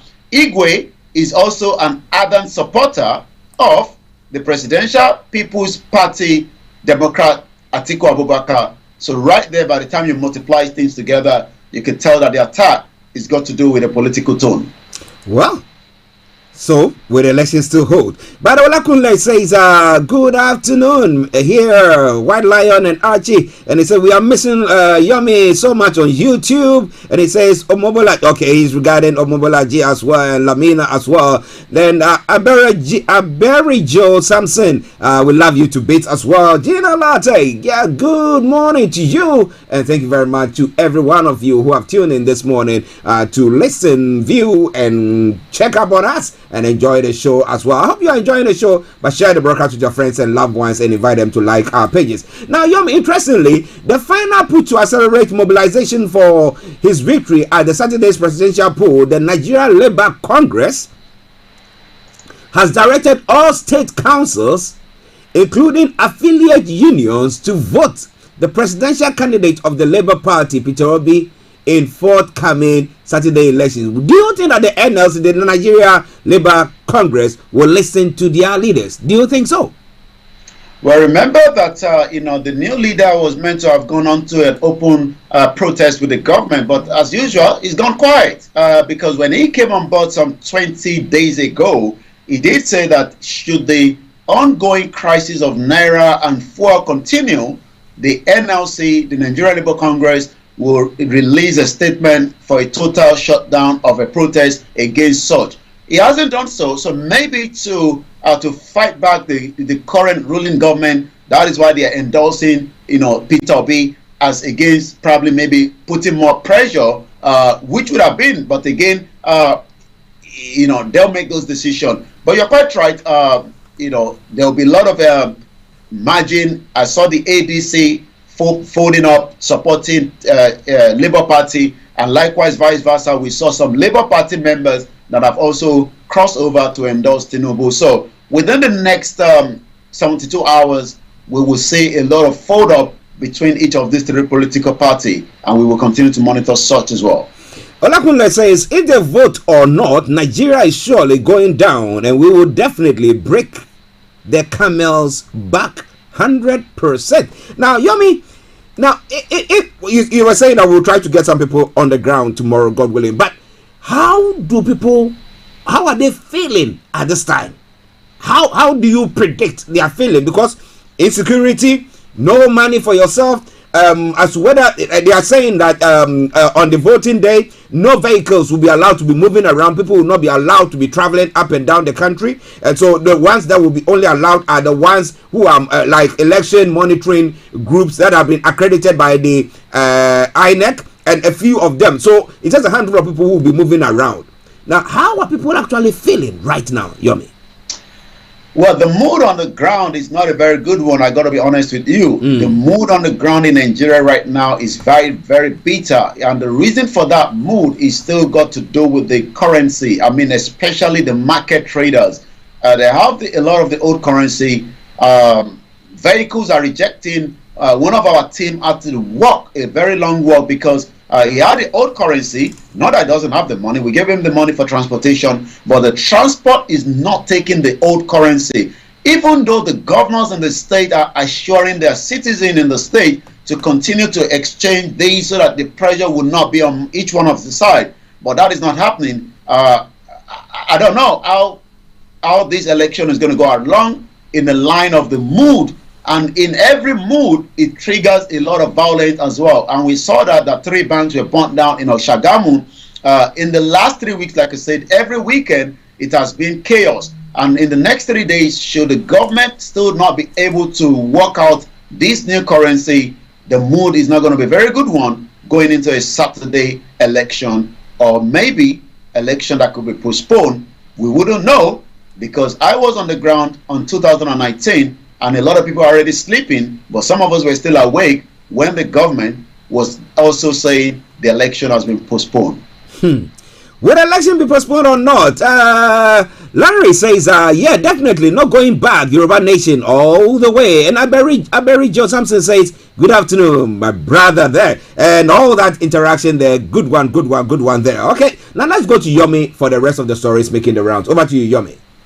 Well, because of our time constraint, we're just going to take one more from the news and then go straight to the social media as well. Court orders forfeiture of 14 properties linked to the Kogi State government. Remember that the wife of the Kogi State has been wanted by the EFCC, but it looks like she's still in the country, or she's probably found her way outside, even though the husband is still the governor, but you can't do anything because he's got immunity as we speak right now. But the Federal High Court sitting in Lagos State on Wednesday today has now ordered the forfeiture of 14 properties in Lagos, Abuja, and also United Arab Emirates linked to the Kogi State government. Justice Nicholas granted the interim order following an ex parte motion filed by the EFCC. EFCC counsel Mr. Rotimi Oyedepo, senior advocate of Nigeria, who argued the ex parte motion, told the court that the properties, including the ones in the world's tallest building, Burj Khalifa, in Dubai, United Arab Emirates, were reasonably suspected to have been derived from unlawful activity. We don't know, there's just something wrong with African, leaders that, whenever they have this opportunity, then they move the money straight to Dubai and America and US and, probably just to, I don't know. But while their citizens are suffering, so we see how this is going to go. But justice further authorized EFCC to confiscate the sum of 400 million naira also linked to the state and recover from one Aminu Falala. Oyedepo informed the court that 400 million was reasonably suspected to have been derived from unlawful activity and intended to be used for accusation of a plot at Bishop Oluwole Street, Victoria Island. 400 million, why that could have built a lot of local housing to some of those people in the state. But that is the situation on the ground in Nigeria, and it's just a pity that, these leaders care less as well. Gunmen also burned a woman in Imo, razed 5 houses. What a very sad story there coming as well. And INEC removes Imo PDP candidate from the election list as well. So let's go straight to the social media. Last boy, dear Twitter, we know Nigerian government is at work with you officially, and our posts aren't for violence, but the truth must be told, even though it's bitter. We are really suffering in Nigeria. We continue to expose their evil act. Thanks for your support. So it's just a message to Twitter that please allow some of our message to go through. If Afunsho, I don't know why you will be scared of Muslim ticket. And Muslims are Christian not serving the same God anymore. What a very tricky one there, because Tinubu and Shetima is a Muslim ticket. So he's saying that if Muslim and Christians are serving the same God, why then is everybody scared? But people are scared because of believing that both two religion as a precedent is not giving way to the Christians as well.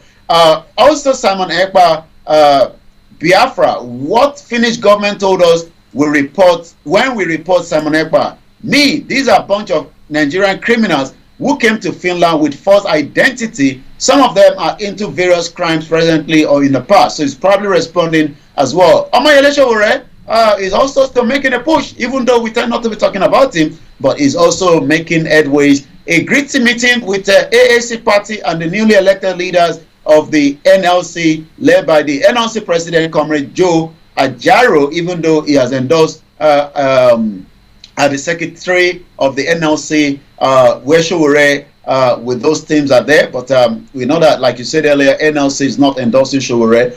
Omo Dua, Nigerians in the subconscious mind think they are English. The English got them exactly what they wanted. Look down on everything about themselves and find pride only in the way we give to them. And the last one, we also say that also it seems that the British High Commission is moving around. She's also been at one of the mainstream media again this morning, where she was also thanking them and discussing the Nigeria election. And the one that will come to you last is still the Naira scarcity. There's a woman and some of the Nigerians. I'll see if I can get that video in tomorrow. But she's actually climbing.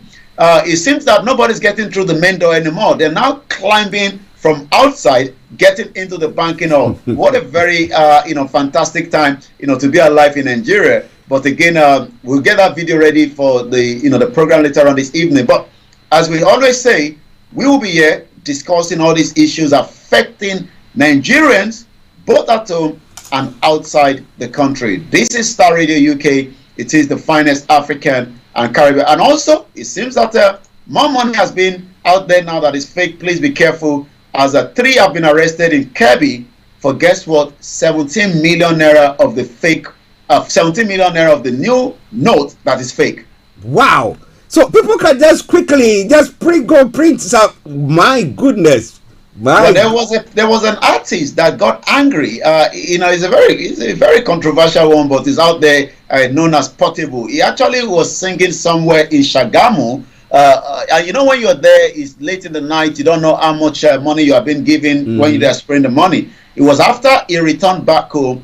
Every one of those money are fake. Wow! So he was dancing, they were putting money on him and then... Yeah. Interesting. Well, with the election hold or not. But you know what? This evening is going to happen live once again. The Niger Voices. And this time around, 2 days plus some hours and some minutes and some seconds to the election. What will be discussed on Niger Voices? Yomi. Well, the focus point will be, again, the election that is just wrangling over there. Will the pressure be there? And right there is the bank situation where everyone is trying very hard to get into, Access Bank, but they're no longer using the main door. Everyone is now trying to get through from the window. But tonight we'll be discussing again election fever. What should we be expecting? And this is going to be the conversation later on tonight. So the election fever is the conversation tonight. Okay, election fever, the conversation tonight. And don't miss it at all. Don't miss it, because there's lots happening. And that is a platform where you have all the time to also share your take with us on the platform. But, Yomi, before you go. Well, stay tuned with Archie for the rest of the program. I will be back definitely later on tonight on Niger Voices at 1800 hours. Thank you so much. Thank you. All right, then, listeners, it is Starr Radio. I'm going to bring you my favorite song with my Jeanette. He says, Aurelie Demi. Okay, so just hold on. Don't tag the dial. But you know what? I'll come back and we'll look at all the other stories making the rounds in other parts of the world. Stay tuned. Don't you go away. Starr Radio UK, your favorite African and Caribbean radio station in London. Talk dog.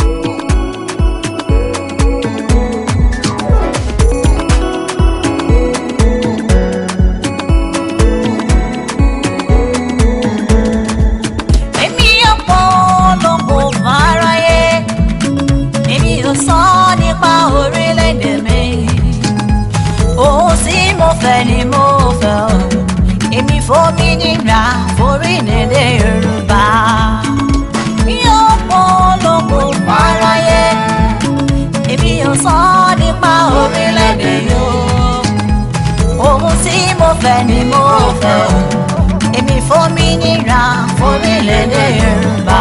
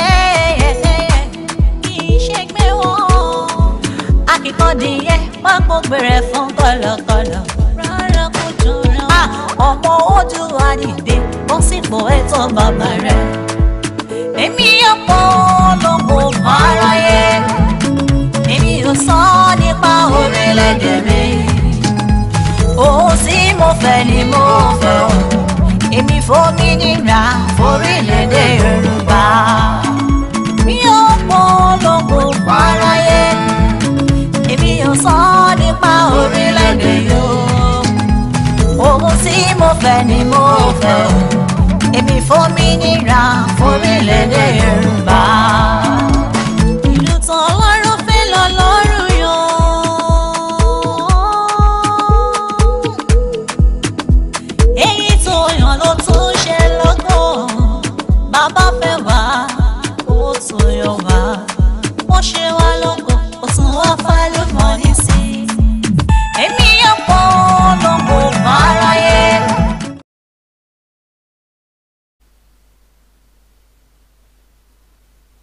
Okay,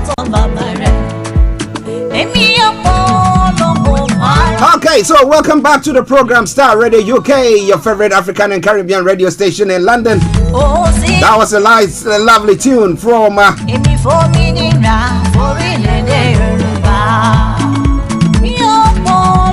the one and only Jeanette. Since Orile Demi.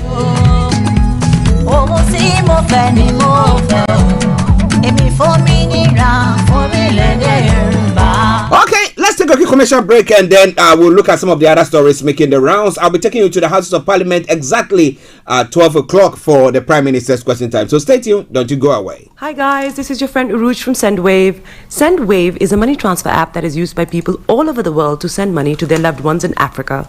With SendWave, you can send money to Ghana, Nigeria, Kenya, Uganda, and Tanzania. And the best part is, SendWave is absolutely commission-free. Our exchange rates are excellent. You can see for yourself by checking them out on our website. So how do you use SendWave? SendWave is an app that you can download onto your phone from the App Store or Google Play Store. The app is free to download. After downloading it, just open the app and enter your name, email, and phone number. That's it. You're good to go. Make sure you use the promo code SR. S for Starr, R for Radio. This promo code will give you £5 free credit to send to Africa on your first transaction. Your money will be delivered to your recipient within seconds. Feel free to call me on 0749 7377 647 at any time. I'll be happy to tell you all about SendWave and help you in any way I can. Remember to use the promo code SR for £5 free credit. Medasse. Hi everyone, it's your girl BB Clement, the author of How to Go From Employee to Entrepreneur and the host of your weekly business show, BB Means Business, the show where we discuss everything you ever wanted to know about business but you were afraid to ask. How do I start my business? How do I raise the finance? How do I grow my business? Where am I going to find my customers?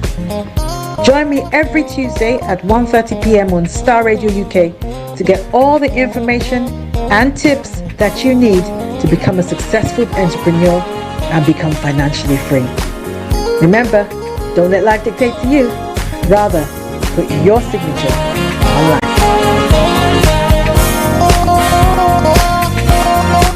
Welcome back to the program Starr Radio UK, your favorite African and Caribbean radio station in London. Bringing the time now to 11:43 from the hearts of London. And it is the Wednesday edition of the morning show. Exactly at the next 70 minutes, I'll be taking you to the House of Parliament for the Prime Minister's question time. So now, let's move on to some of the other stories making the rounds this morning. As Yomi said, well, tonight, election fever. But that election hold or not, on Niger Voices, that is going to be at 18 hours GMT. If you're in Nigeria, it's GMT +1. All right? Yes. Okay. So let's move on. Let's move on to some of the other stories making the rounds here in the UK front. A teacher, there's a breaking news coming through. A teacher has been stabbed to death during a class by a student in southwest of France. It's a story coming through this morning. It says that a high school student has reportedly stabbed a Spanish teacher to death in a school in the French town of Saint-Jean-de-Luz. Now, local prosecutor Jerome Borrier confirmed the attack to news agency AFP. Now, with local media saying the incident took place in a classroom on Wednesday morning. Now, authorities have confirmed that the police are on the scene with local prosecutor. The student had been arrested. The teacher was in her 50s and died of cardiac arrest when emergency services arrived on the scene. Local media has said. The French newspaper Sud-Ouest said the attacker entered the classroom while the Spanish teacher was giving a class and attacked her. So was he a pupil, a student there? Okay, so he might be a student, but was he supposed to be in that class, or what exactly happened? We'll be telling you more about that. The French government spokesperson Olivier Véran said in a press conference the government will support educators across the country in the wake of the incident. I can hardly imagine the trauma that this can represent, he said. So coming away from Starr Radio UK, your favorite African and Caribbean radio station in London. Now, Putin hails greater cooperation with China ahead of Ukraine anniversary, and he said the President Vladimir Putin says Russia ties with China cannot be influenced by other countries, speaking in the meeting with China's top diplomat. Now, Wang Yi is in Moscow as part of a European tour. Attention rises over Russia's war on Ukraine ahead of the 1-year anniversary. Now, China and Russia say they are opposed to all forms of bullying as the US and EU prepares more sanctions on Russia. The US says China is considering supplying weapons and ammunition to Russia, a claim strongly denied by Beijing. Now, US President Joe Biden is set to meet NATO president leaders from Eastern Europe later as part of a visit to Poland to mark the anniversary of the war. Now, thousands of people have expected to join Russian President Vladimir Putin at a concert at Moscow's Luzhniki Stadium. Well, it's all coming away from Starr Radio UK, your favorite African and Caribbean radio station in London. In reaction to a statement made by Putin, a U.S. diplomat has said that Putin is not interested in negotiating. Okay, he said the former U.S. ambassador to Russia has said that what it's like trying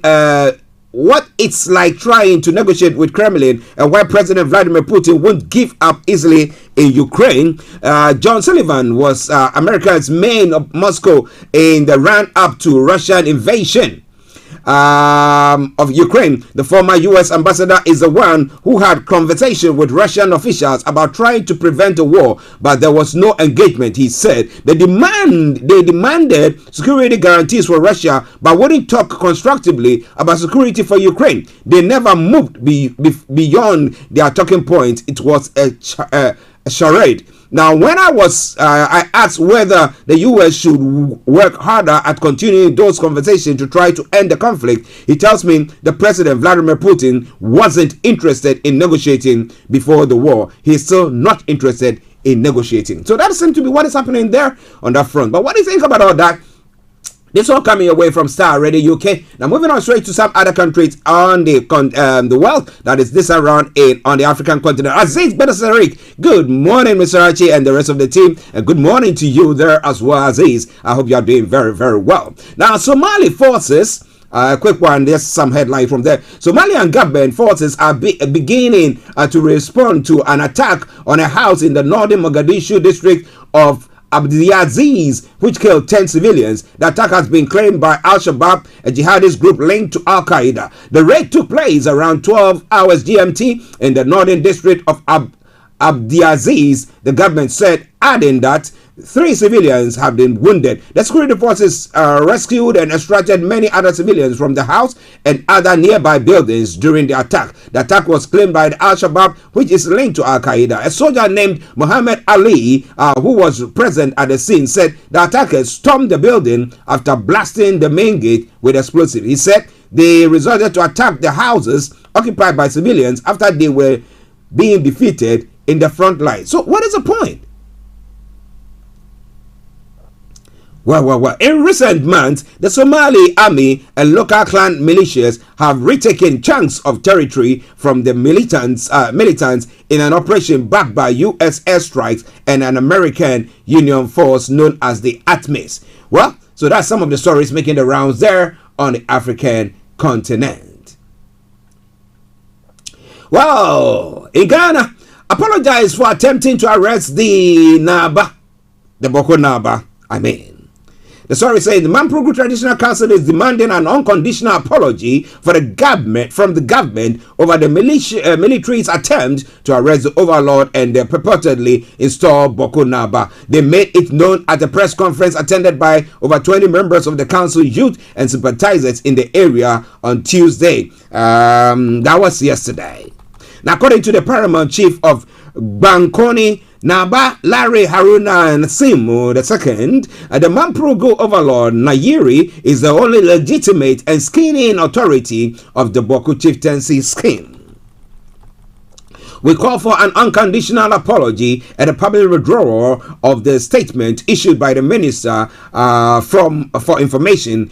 Government is to give recognition to whoever it pleases. What matters to us is who our and skin authorities recognize, he added. He said that these are our own people. We decide that this person is supposed to be, all that government has to do is to recognize that. So why is government not recognizing that? I'll be telling you more on that as the days unfold. God willing, maybe tomorrow we'll be touching on that as well. It is Star Radio UK. It is your favorite African and Caribbean radio station in London. One other story from Ghana, and then we come to the UK, and then we bring the first part of the program to a close and cross over to the Houses of Parliament for the Prime Minister's question time. The Kenneth Farata heads to China to seek debt cancellation. The government of Ghana will this week start actively engaging external debtors with a view to getting debt cancellation, especially from the Paris Club of Creditors. The first stop of the government delegation seeking debt restructuring will be in China, with Minister of Finance Kenneth Farata will be leading the team expected in Beijing. Now, China holds a third of Ghana's external debt, amounting to 1.7 billion out of a total of 5.7 billion. The government only recently concluded a domestic debt exchange program, the DDEP, as part of efforts to secure an International Monetary Fund bailout by March 2023.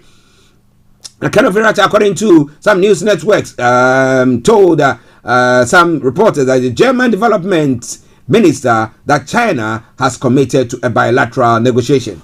Well, so what are they going to be taken for? There's no free breakfast or no free lunch. What do you think? Well, it is all coming away from Star Radio UK, your favorite African and Caribbean radio station in London. Bringing the time now to 8 minutes to the top of the hour. And now let's come to the UK front and look at what are some of the stories making the rounds here this morning. Now, Shamima Begum bid to regain UK citizenship has once again been rejected. Now, Shamima Begum has lost her challenge over the decision to deprive her of the British citizenship despite a credible case she was trafficked. Now, Mr. Justice J told the semi-secret court dealing with her case that her appeal has been fully dismissed. The decision means the 23-year-old remains barred from returning to the UK and stuck in a camp in northern Syria. Ms. Begum was 15 years old when she traveled to join the self-styled Islamic State group in 2015. Now, she went on to have 3 children, all of whom have died after marrying a fighter with the group. In 2019, the then Home Secretary Sajid Javid stripped her of her British citizenship, preventing her coming home and leaving her detained as an IS supporter in a camp. Special Immigration Appeals Commission has ruled that decision, taken after ministers received national security advice about Ms. Begum's threat to the UK, has been lawful, even though her lawyers had presented strong argument she was a victim. Well. So what happens on that front? So where is she going to be going to then? Well, still bringing you some more stories making the round. Rishi Sunak is to face questions on Northern Ireland Brexit deal at the PMQ. As I said, I'll be taking you there and you can know more about that. NERS is set to NERS is set for intensive talks after strike has been paused and social care costs see thousands chased for debt. Now, it's interesting, you know. I won't tell you the background where I'm coming from and telling you all about this. But now, more than 60,000 adults with disabilities and long-term illness in England were chased for debts by councils last year after failing to pay for their social care support at home. Now, Clement said they can't afford the charge amid rising food and rent prices, along with the additional cost of living with disabilities. Now, councils took legal actions against 330 people in 2021 to 2022. The Local Government Association said such action was a last option. Now, councils asked social care recipients to contribute towards the home care they receive in nearly all areas of England. But previous research found charges had risen by thousands of pounds a year for some adults. Now, some disabled people have now told the BBC they felt they had little choice but to live without home care, while others said they feared bailiffs being called in over unpaid debt. Now, campaign group Disabled People Against Cuts said the charges were discriminatory, leaving disabled people to live on very, very little money. Some are very, very true from that front. Some are very, very true. But others are there to milk the system, I tell you. If you look at some stories, you see that people who are just there like what do they call them? Hyenas, ready to just But the question is, if those who, those who actually need the help and who actually cannot afford to contribute to it, they are there. And there are those who can actually afford and they are doing everything possible. How do we find the difference and make sure that those who really need their care and that assistance, the financial assistance, get those assistance? That is a big question on the lips of most people. But you know what? It is Starr Radio UK. It is your favorite African and Caribbean radio station in London. Now, before we bring the first part of the program to a close. Now, nurses are set to for intensive talks with the government after strike has been paused. Now, are they going to see government meeting them maybe halfway or sort of? And are they going to be accepting that as well? That is a question on the lips of most people who are thinking, what exactly is going on when it comes to social care in the UK? So, it continues to say, now intensive talks are due to start later between ministers and the Royal College of Nursing after the union halted next week's 48-hour strike in England. Health Secretary Stephen Buckley will sit down with RCN leader Pat Cullen to discuss a compromise deal to end the standoff over pay. The talks are likely to focus on next year's pay rise, which is due in April. One option is to backdate it by several months, effectively giving nurses an extra pay boost for part of this year. My apologies. Now, nurses and other NHS staff below the grade of doctor were given an average of 4.75% this year.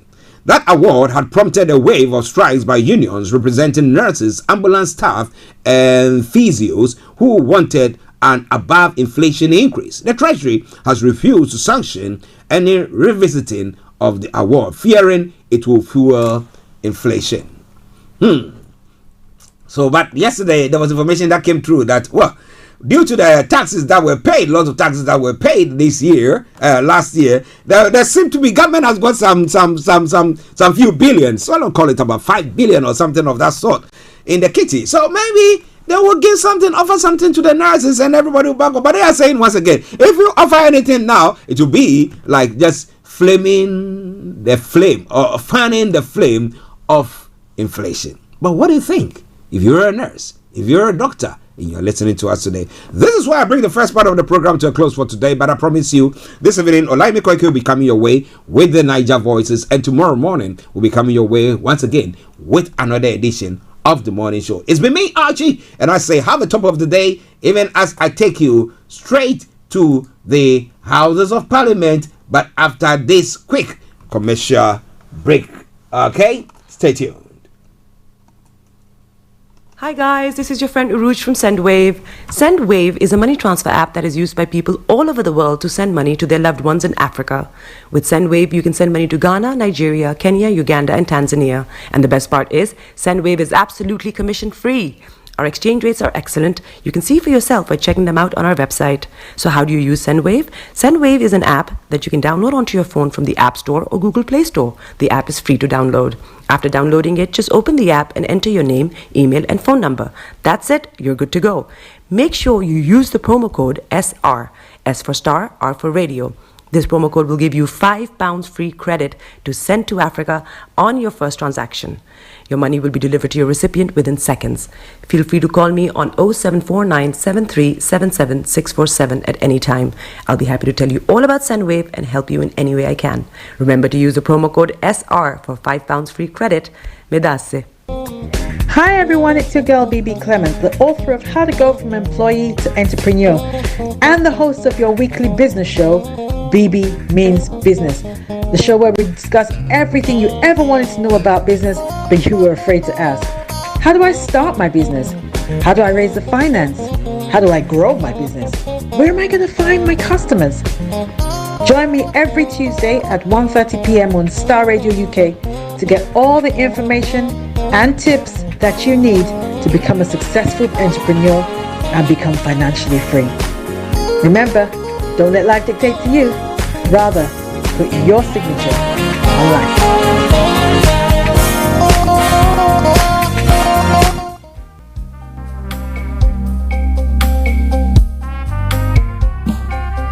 Are you looking for the fastest, reliable, and trustworthy door-to-door shipment company? Well, look no further. When was the last time your family received a shipment back in Ghana on time and in time? You are not sure?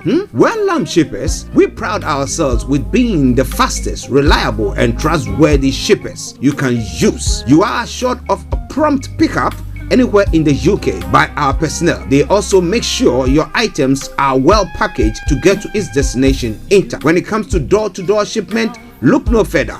Well, Lamb Shippers, contact us on 07939009321 or 07498911820.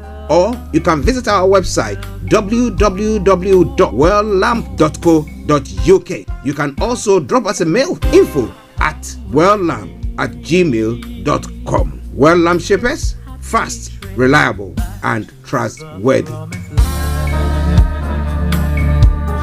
Observing our proceedings today, Madam President of the German Bundestag and the Deputy Mayor of Kiev and colleagues, you're most welcome. We now come to questions to Prime Minister Andrew Weston. Number one, Mr. Speaker. Prime Minister. Mr. Speaker, I'm delighted that we are joined today by a delegation from Kyiv. This coming Friday, there will be a national moment of reflection, which will give us the opportunity to pay tribute to the courage of the Ukrainian people and demonstrate our solidarity with Ukraine. Mr. Speaker, this morning I had meetings with ministerial colleagues and others. In addition to my duties in this House, I shall have further such meetings later today. Andrew Weston. Thank you, Mr. Speaker, and can I associate myself with the Prime Minister's comments with regard to the bravery of the Ukrainian people.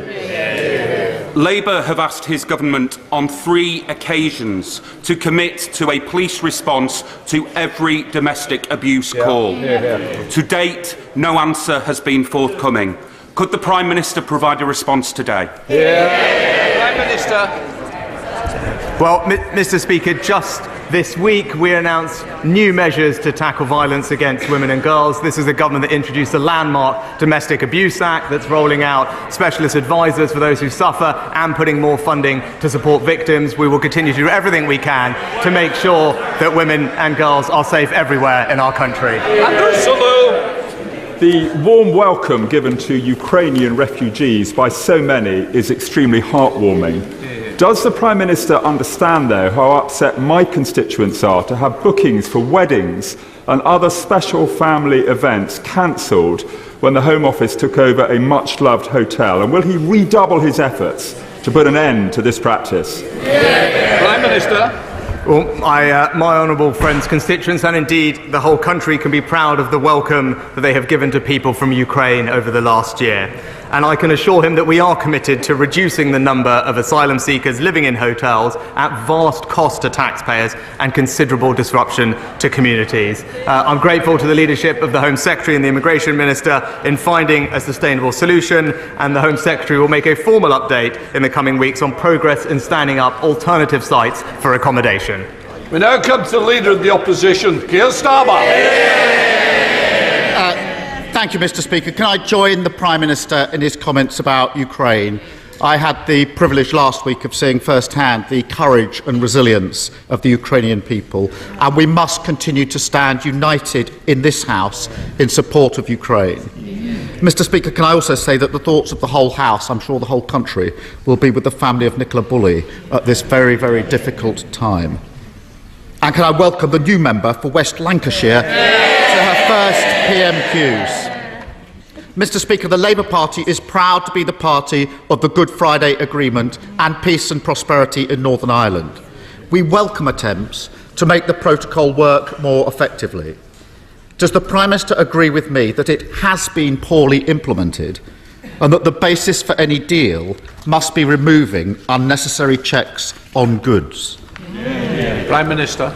Well, Mr. Speaker, let me welcome the honourable lady to her place and associate myself with the remarks of the honourable gentleman about Nicola Bulley's family. Our thoughts are, of course, with them. As he knows, we are still in active discussions with the European Union, but he should know that I am a Conservative, a Brexiter and a Unionist, and any agreement that we reach needs to tick all three boxes. It needs to ensure sovereignty for Northern Ireland, it needs to safeguard Northern Ireland's place in our union, and it needs to find practical solutions to the problems faced by people and businesses. I will be resolute in fighting for what is best for Northern Ireland and the United Kingdom. Yes, Saba. Mr. Speaker, we all agree that the protocol can be improved, but there are trade-offs and we need to face up to them. His predecessor told businesses that there would be no forms, no checks, no barriers of any kind. That was absolute nonsense and it destroyed trust. So in the interests of restoring that trust, will he confirm that to avoid a hard border on the island of Ireland, the deal he's negotiating is going to see Northern Ireland continue to follow some EU law? Prime Minister. Well, Mr. Speaker, I think that the honourable gentleman is jumping ahead. We are still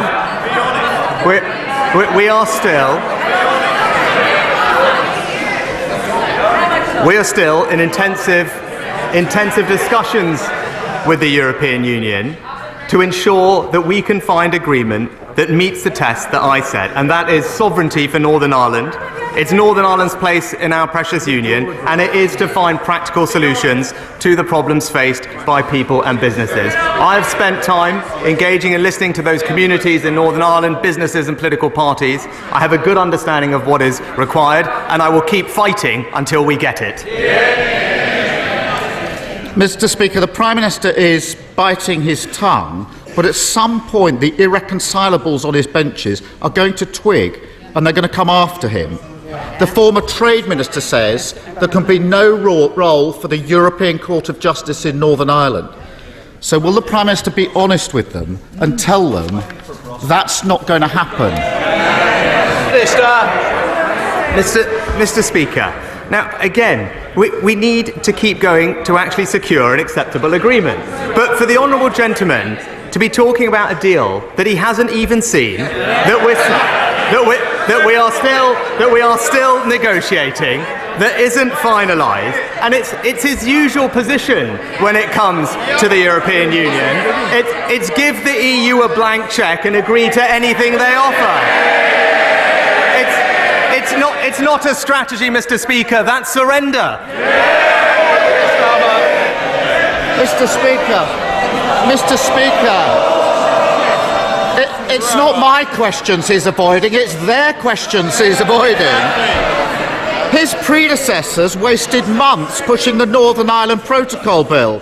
If implemented, it would tie us up in battles with the EU, the United States and others at precisely the time we should be building common ground to boost our economy and show unity against Putin. Now, the Prime Minister clearly wants a closer relationship with the EU, so can he confirm that if there's a deal, he will pull the protocol bill? Prime Minister. Mr. Speaker, look, the honourable gentleman wants to put the EU first. I want to put Northern Ireland first. And And on these questions, the honourable gentleman said he would respect the result of the referendum, and then he promised to back a second one. All the while, he was constantly voting to frustrate Brexit. And I know what the British people know, that on this question, he can't be trusted to stick up for Britain. Mr. Speaker, the sound you hear is them cheering the Prime Minister, pulling the wool over their eyes. It's the 25th anniversary of the Good Friday Agreement, the 30th anniversary of the Downing Street Declaration. Tony Blair and John Major both recognise that politics in Northern Ireland is built on trust and not telling people what they want to hear, and the need to take seriously the concerns of both communities, nationalist and unionists. It's vital their voices are heard. So can the Prime Minister confirm that whatever deal he brings back, this House will get a vote on it? Prime Minister. Mr. Speaker, of course, Parliament will express its view. But what is crucial? What is crucial here? But what is crucial here is that this is not about his desire to play political games in this House with this situation. This is about what is best for the people and communities of Northern Ireland. And that, Mr. Speaker, is what I will keep fighting for. Well, Mr. Speaker, I take it from that this House will get a vote, and I look forward to that vote in due course. Because everyone knows the basis of this deal has been agreed for weeks. But it's the same old story. The country has to wait while he plucks up the courage to take on the malcontents, the reckless, the wreckers on his own benches. But I'm here to tell him he doesn't need to worry about that, because we will put country before party and ensure that Labour votes to get it through. He should accept our offer, ignore the howls of indignation from those on his side who will never take yes for an answer. Why doesn't he just get on with it? Mr. Speaker, what I am doing is talking and listening to the people of Northern Ireland. That is the right thing to do. It's to make sure that we can respond and resolve to the concerns of the unionist communities and businesses in Northern Ireland, and that is what I will keep doing. But, Mr. Speaker, we know, when the Honourable Gentleman talks about his plans, we have heard that tomorrow he's going to announce 5 missions. But we already know what they are. It's uncontrolled immigration, it's reckless spending, it's higher debt, and it's softer sentences.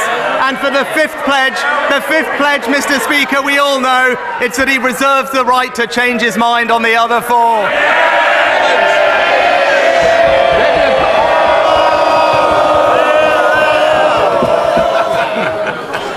Thank you, Mr. Speaker. Last year, the coroner determined that content promoted at Molly Russell that promoted self-harm and suicide contributed to her death. But they were only able to make that decision after years of campaigning by the Russell family and the coroners to gain access to that information. Does the Prime Minister agree with me that other families should not have to suffer as the Russell family have suffered, and that relevant data relevant to the death of a child should be more readily available both to families and to the coroner's service than it currently is? Minister. Can I join my right honourable friend in paying tribute to the Russell family for their tireless and dignified campaigning on behalf of all families who have been bereaved in such tragic circumstances. The coroners already have statutory powers to require evidence to be given or produced for the purposes of their investigation, but the government is listening carefully to the concerns of parliamentary colleagues and to bereaved families. The Ministry of Justice and Department for Science, Innovation and Technology are leading those discussions to ensure that we have the right set of procedures in place. We now come to the Leader of the SNP, Stephen Flynn. Mr. Speaker, wholesale gas prices have fallen by 75% since their peak. Yet in just a matter of weeks, the British government, the Westminster government, intends to increase energy bills by a further £500. What would motivate a Prime Minister to do such a thing? Prime Minister. Mr. Speaker, what we are doing is providing tens of billions of pounds of support for people with their energy bills. particularly the most vulnerable. What we're also doing, opposed by the SNP, is to invest in producing more homegrown gas here in the UK and the North Sea. But I would say to the honourable gentleman, as one of his own, one of his own members of Parliament said this week, that if the SNP were a pizza company, their products would be slow, wrong and costly. I would say to him, it's time to focus on the issues that matter to the people of Scotland, and producing more energy is absolutely one of them. Stephen Flynn. I'm not sure that inferring that energy bills, Mr. Speaker, don't matter to the people of Scotland is a winning strategy for this Prime Minister. But let's get real. The fact that wholesale gas prices have fallen by 75% means a windfall to the Prime Minister and the Chancellor of around £15 billion. So what they're saying, as it stands, is that they intend to raid the pockets of ordinary Scots whilst lining the pockets of Westminster. Mr. Speaker, it's time to set aside, any notion of an energy price increase to instead protect households and perhaps reduce bills by £500. Does he not agree?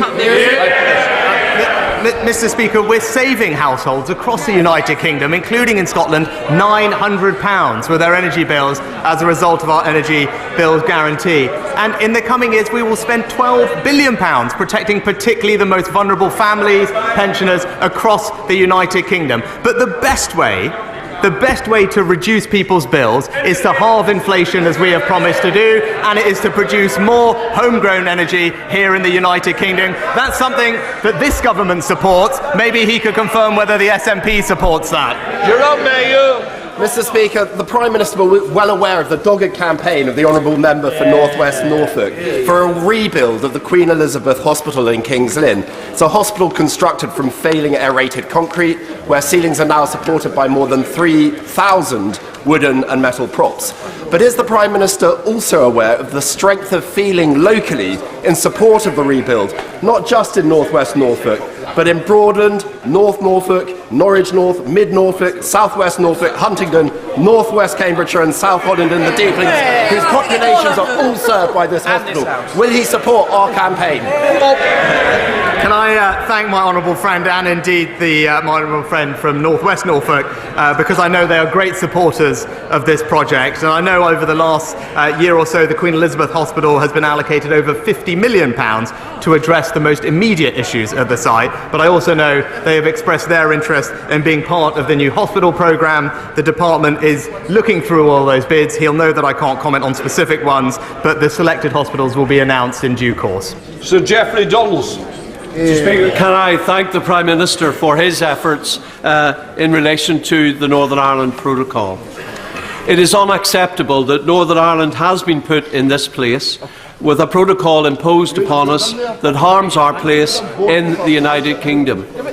It must be replaced with arrangements that are acceptable and restore our place in the United Kingdom and its internal market. Does the Prime Minister accept how important the constitutional and democratic issues are in relation to getting a solution? No. And will he agree with me that it is unacceptable that EU laws are imposed on Northern Ireland with no democratic scrutiny or consent? And will he assure me that he will address these fundamental constitutional issues and do so not just by tweaking the protocol, but by rewriting the legally binding treaty text? Prime Minister.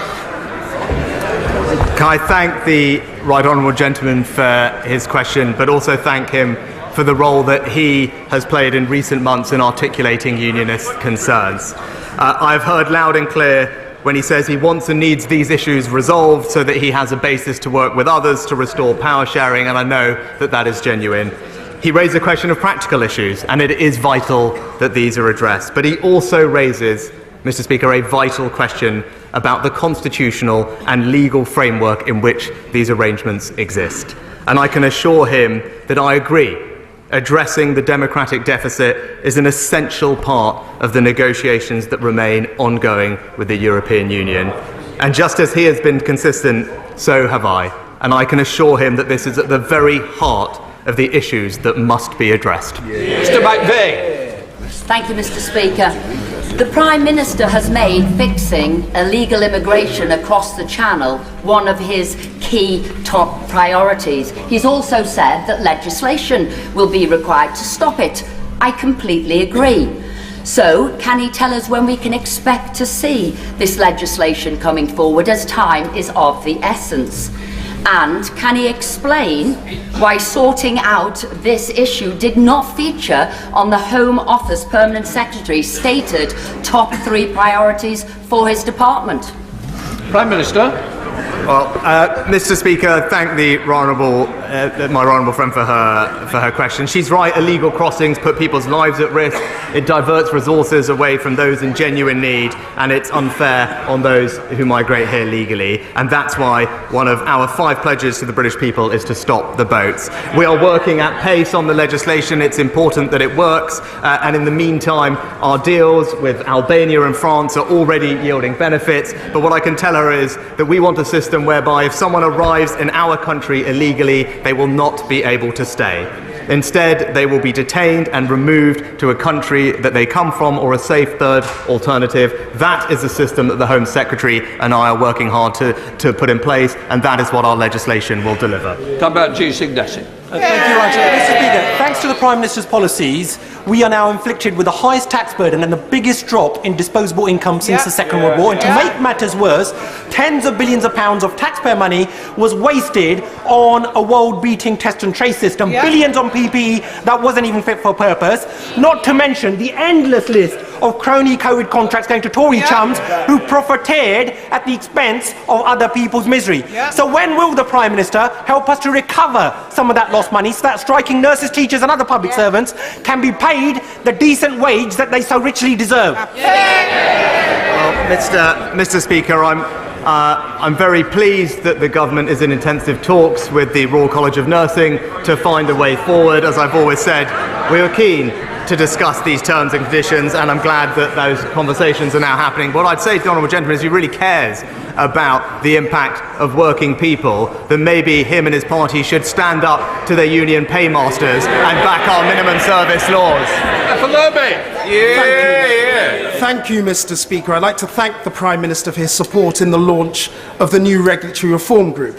Would the Prime Minister commit to working with our group in 2 specific areas? The first, to improve the accountability and responsiveness of our regulators to both stakeholders and to Parliament, and secondly, to improve the economic potential in key growing areas of the economy such as financial services, artificial intelligence and advanced manufacturing. Prime Minister. Well, my honourable friend makes an excellent point, and he's right about the importance of getting our regulatory framework right to drive growth and prosperity.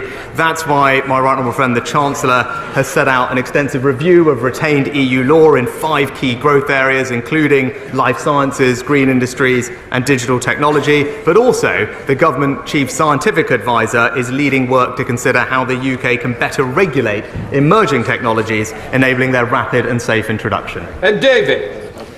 It was a pleasure to meet the delegation from Kyiv before questions and to confirm that across this House we are united in our support for Ukraine and its brave heroes. Mr. Speaker, the Conservative manifesto promised 40 new hospitals. After 3 years, most of these hospitals haven't even got planning permission yet. And communities feel betrayed and taken for granted. As ITV showed yesterday, St Helier Hospital in South London is literally crumbling, but there's still no plan to save it. Hinchingbrook Hospital in Cambridgeshire has sewage leaking into its wards and a roof that could collapse at any moment. Does the Prime Minister agree that these are conditions no patients, doctors or nurses should have to put up with? Can he tell the House... Order! Prime Minister, just before we do, please don't take advantage of the order paper for others, please. Prime Minister. Mr. Speaker, I'm proud that we're investing record sums into the NHS under this government. Also record sums in NHS Capital, not just going on upgrading almost 100 hospitals, developing 40 large-scale developments, as the honourable gentleman knows, but also investing in more scanners, more ambulances across the board so we can deliver vital care to people. And I'm very pleased that the most recent statistics on urgent emergency care show considerable improvement from the challenges we faced over December, and we now are on a clear path to getting people the treatment they need in the time that they need it. Clark. I welcome the government's commitment to tackling illegal migration and particularly the issue of small boats. But can I ask my right honourable friends if he will reconsider the government's proposal to relocate approximately 500 single male asylum seekers to Beaconside in Stafford? And can I ask him to meet with me urgently to discuss this, given the huge amount of objections I've received from constituents on this issue? Prime Minister. Well, firstly, Mr. Speaker, can I welcome my honourable friend back to her place?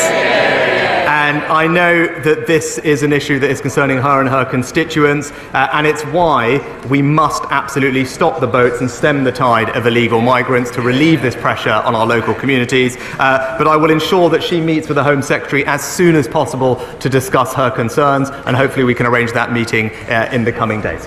John McNally. Thank you, Mr. Speaker. This month, the Scottish Child Payment marks its 2-year anniversary. In a cost of living crisis, this policy has been a lifeline to hundreds of thousands of people in Scotland. Therefore, will the Prime Minister follow the leadership of the Scottish Government and introduce an equivalent child payment? Prime Minister. Well, Mr. Speaker, the best way to ensure that children grow up not in poverty is to make sure they don't grow up in a workless household. And that's why I'm proud that under the record of the Conservative government, there are almost 1 million fewer children growing up in workless households, hundreds of thousands fewer children in poverty. And that's because this government is on the side of parents and will make sure that they have the jobs they need, because ultimately that is the best poverty strategy, is to have everybody in work. David Mundell. Thank you, Mr. Speaker. I've previously called out in this House the appalling level of service that my constituents and yours received from train operator TransPennine. Last month, TransPennine had the largest number of cancellations of any service provider in the UK, but it turns out that even this figure was fiddled, because TransPennine had cancelled over 1,000 trains before 10:30 the night before, so that they don't show up in the statistics. Does the Prime Minister agree with me that this practice is totally unacceptable, as is their level of service? Well, I agree with my right honourable friend. The current service levels are unacceptable. The Rail North Partnership, which is managing the contract, is working with the company on an improvement plan. My honourable friend, the Rail Minister, is having weekly meetings with Rail North Partnership to monitor its progress. And whilst the TransPennine contract expires in May, and we are working on a new contract, if ministers conclude that the operator cannot be turned around, then other decisions may have to be made. Brenton Ford. Thank you, Mr. Speaker. Of the 40 promised new hospitals referred to by my right honourable friend, 11 of those are in the southwest of England. 3 of them surround my constituency in Barnstaple, Dorchester and Taunton, but none of them has planning permission. It's been reported that staff at Eastbourne District General Hospital were told that their town would not get a new hospital and that it was, quote, a barefaced lie. Given that the Prime Minister claims his mandate rests on a manifesto that promised 40 new hospitals, when will we see them? Well, Mr. Speaker, the government is committed to building 40 new hospitals as part of the new hospital programme. In the southwest, 8 out of the 11 schemes do have full outline planning permission approved, and the remaining 3 schemes, due to when they are due to be delivered, would not be expected to have planning permission at this stage, and we're working with the Trust to go through that process. So everything is on track, and we will bring those hospitals to the people in the southwest. Government's £3 million sent to Wolverhampton to trial the new Better Health app, which will support Wolfrunians make better choices about their diet and fitness. Will he welcome this and also celebrate our grassroots sports clubs in Wolverhampton, especially Wentzfield Aces Cycle Speedway Club, who celebrated their Diamond Jubilee last year? Prime Minister.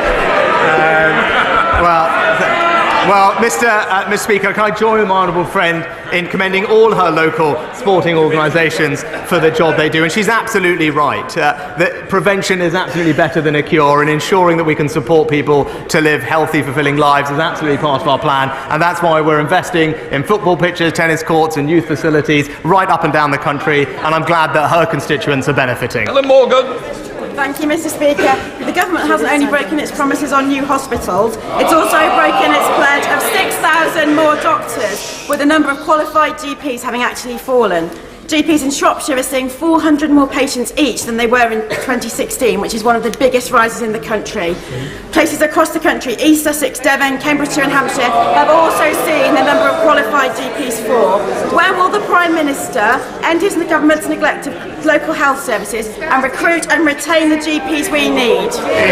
Well, Mr. Speaker, the facts of this, there are 2,200 more GPs in general practice today. There are 15,000 more doctors in the NHS, and there are 30,000 more nurses. And that's because we're putting record funding in and backing the NHS and getting patients the care that they need.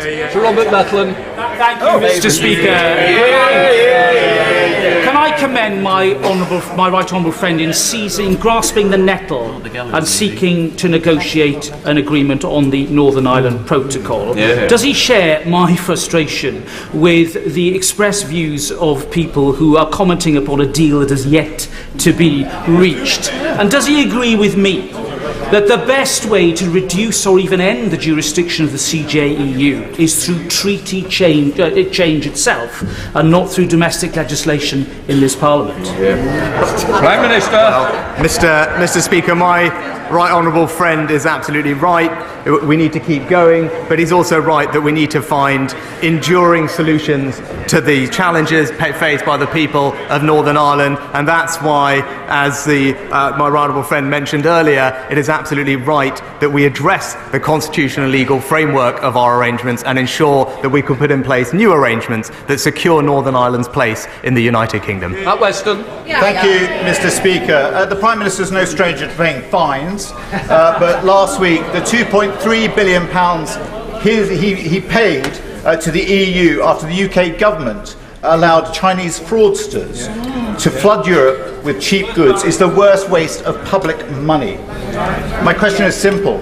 If he can find £2.3 billion to pay a fine, why can't he pay NHS workers and others the pay increases they deserve? Well, Mr. Speaker, he may not have seen that the Royal College of Nursing are now in talks with the government about resolving the disputes, and I'm grateful to them. I'm grateful to them for entering to those talks with a spirit of a constructive attitude, but also to calling off their strikes next week. What I would urge him and his colleagues to do is be on the side of working people, and that's to back our laws to introduce minimum safety levels across the NHS and transport, because that's the best way to demonstrate that you're on the side of hard-working families, Mr. Speaker. Mr. Speaker. I wholeheartedly support my Prime Minister's priority to stop the boats. So could he please bring in the small boats bill next week? Prime Minister. Well, Mr. Speaker, I thank my honourable friend for his support. I share with him the same desire, which is to stop the boats for all the reasons that we've discussed in this session, and he should rest assured that the Home Secretary and I are working intensely and as quickly as possible to bring forward that legislation, because what I want is what he wants, is to ensure that those people who come here illegally will simply not be allowed to stay. Charlotte Nichols. Thank you, Mr. Speaker. During recess, my community in Warrington was rocked by the murder of 16-year-old schoolgirl Brianna Jai.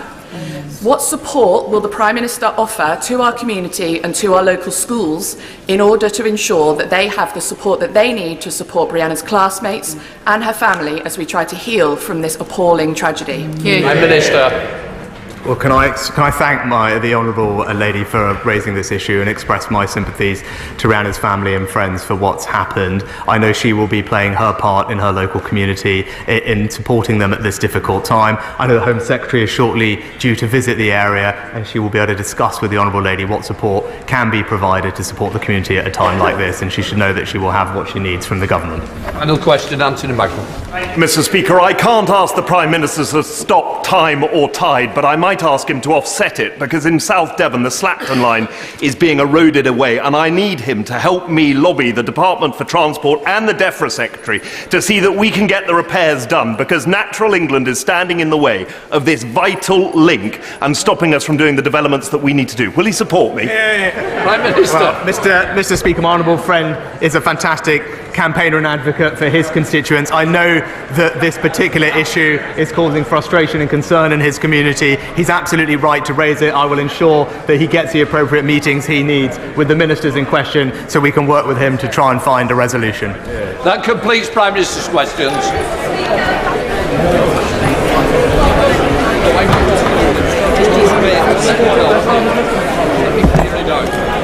That's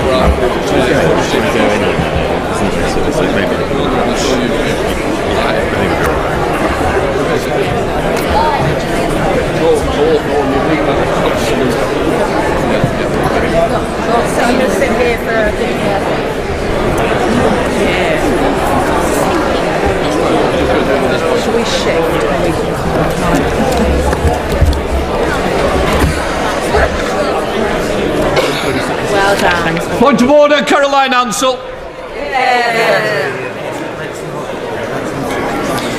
Thank you, Mr. Speaker. Can I ask, is it still the convention and the courtesy one might expect from a fellow parliamentarian for them to contact you in advance of a question should they be minded to raise your constituency in their question?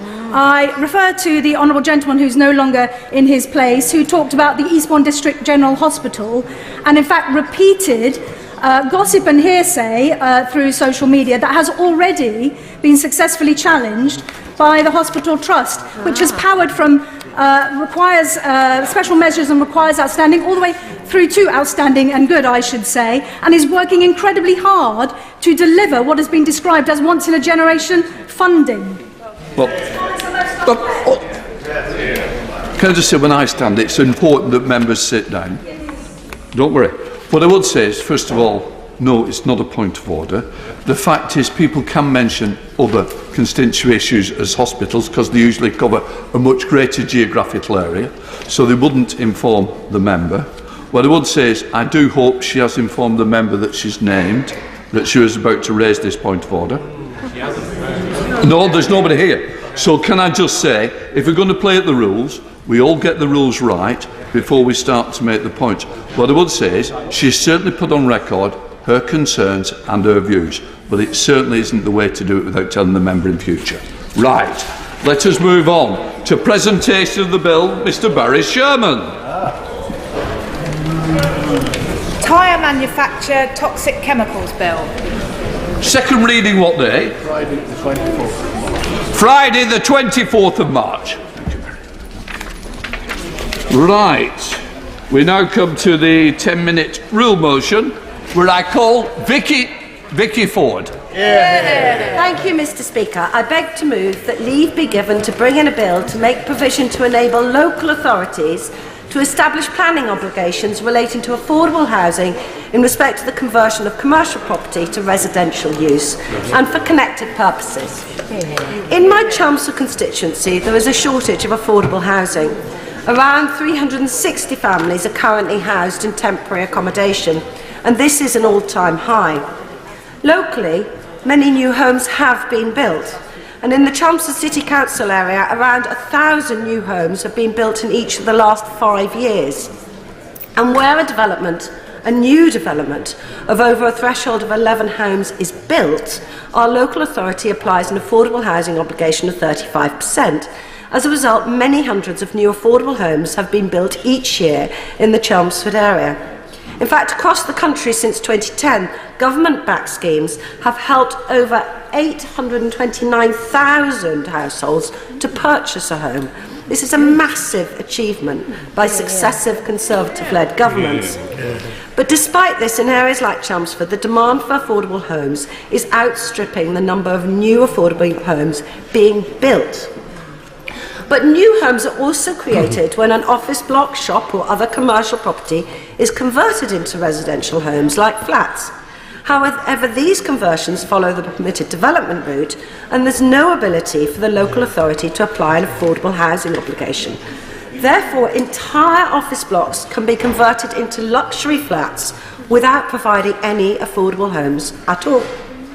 The purpose of this bill is to enable local authorities to apply an affordable housing obligation on conversions of commercial property to residential use.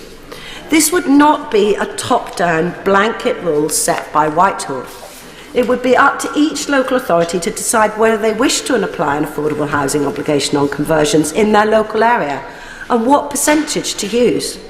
And some developers may argue that requiring them to provide a proportion of affordable housing could make the conversion of a building financially unviable or lead to delays.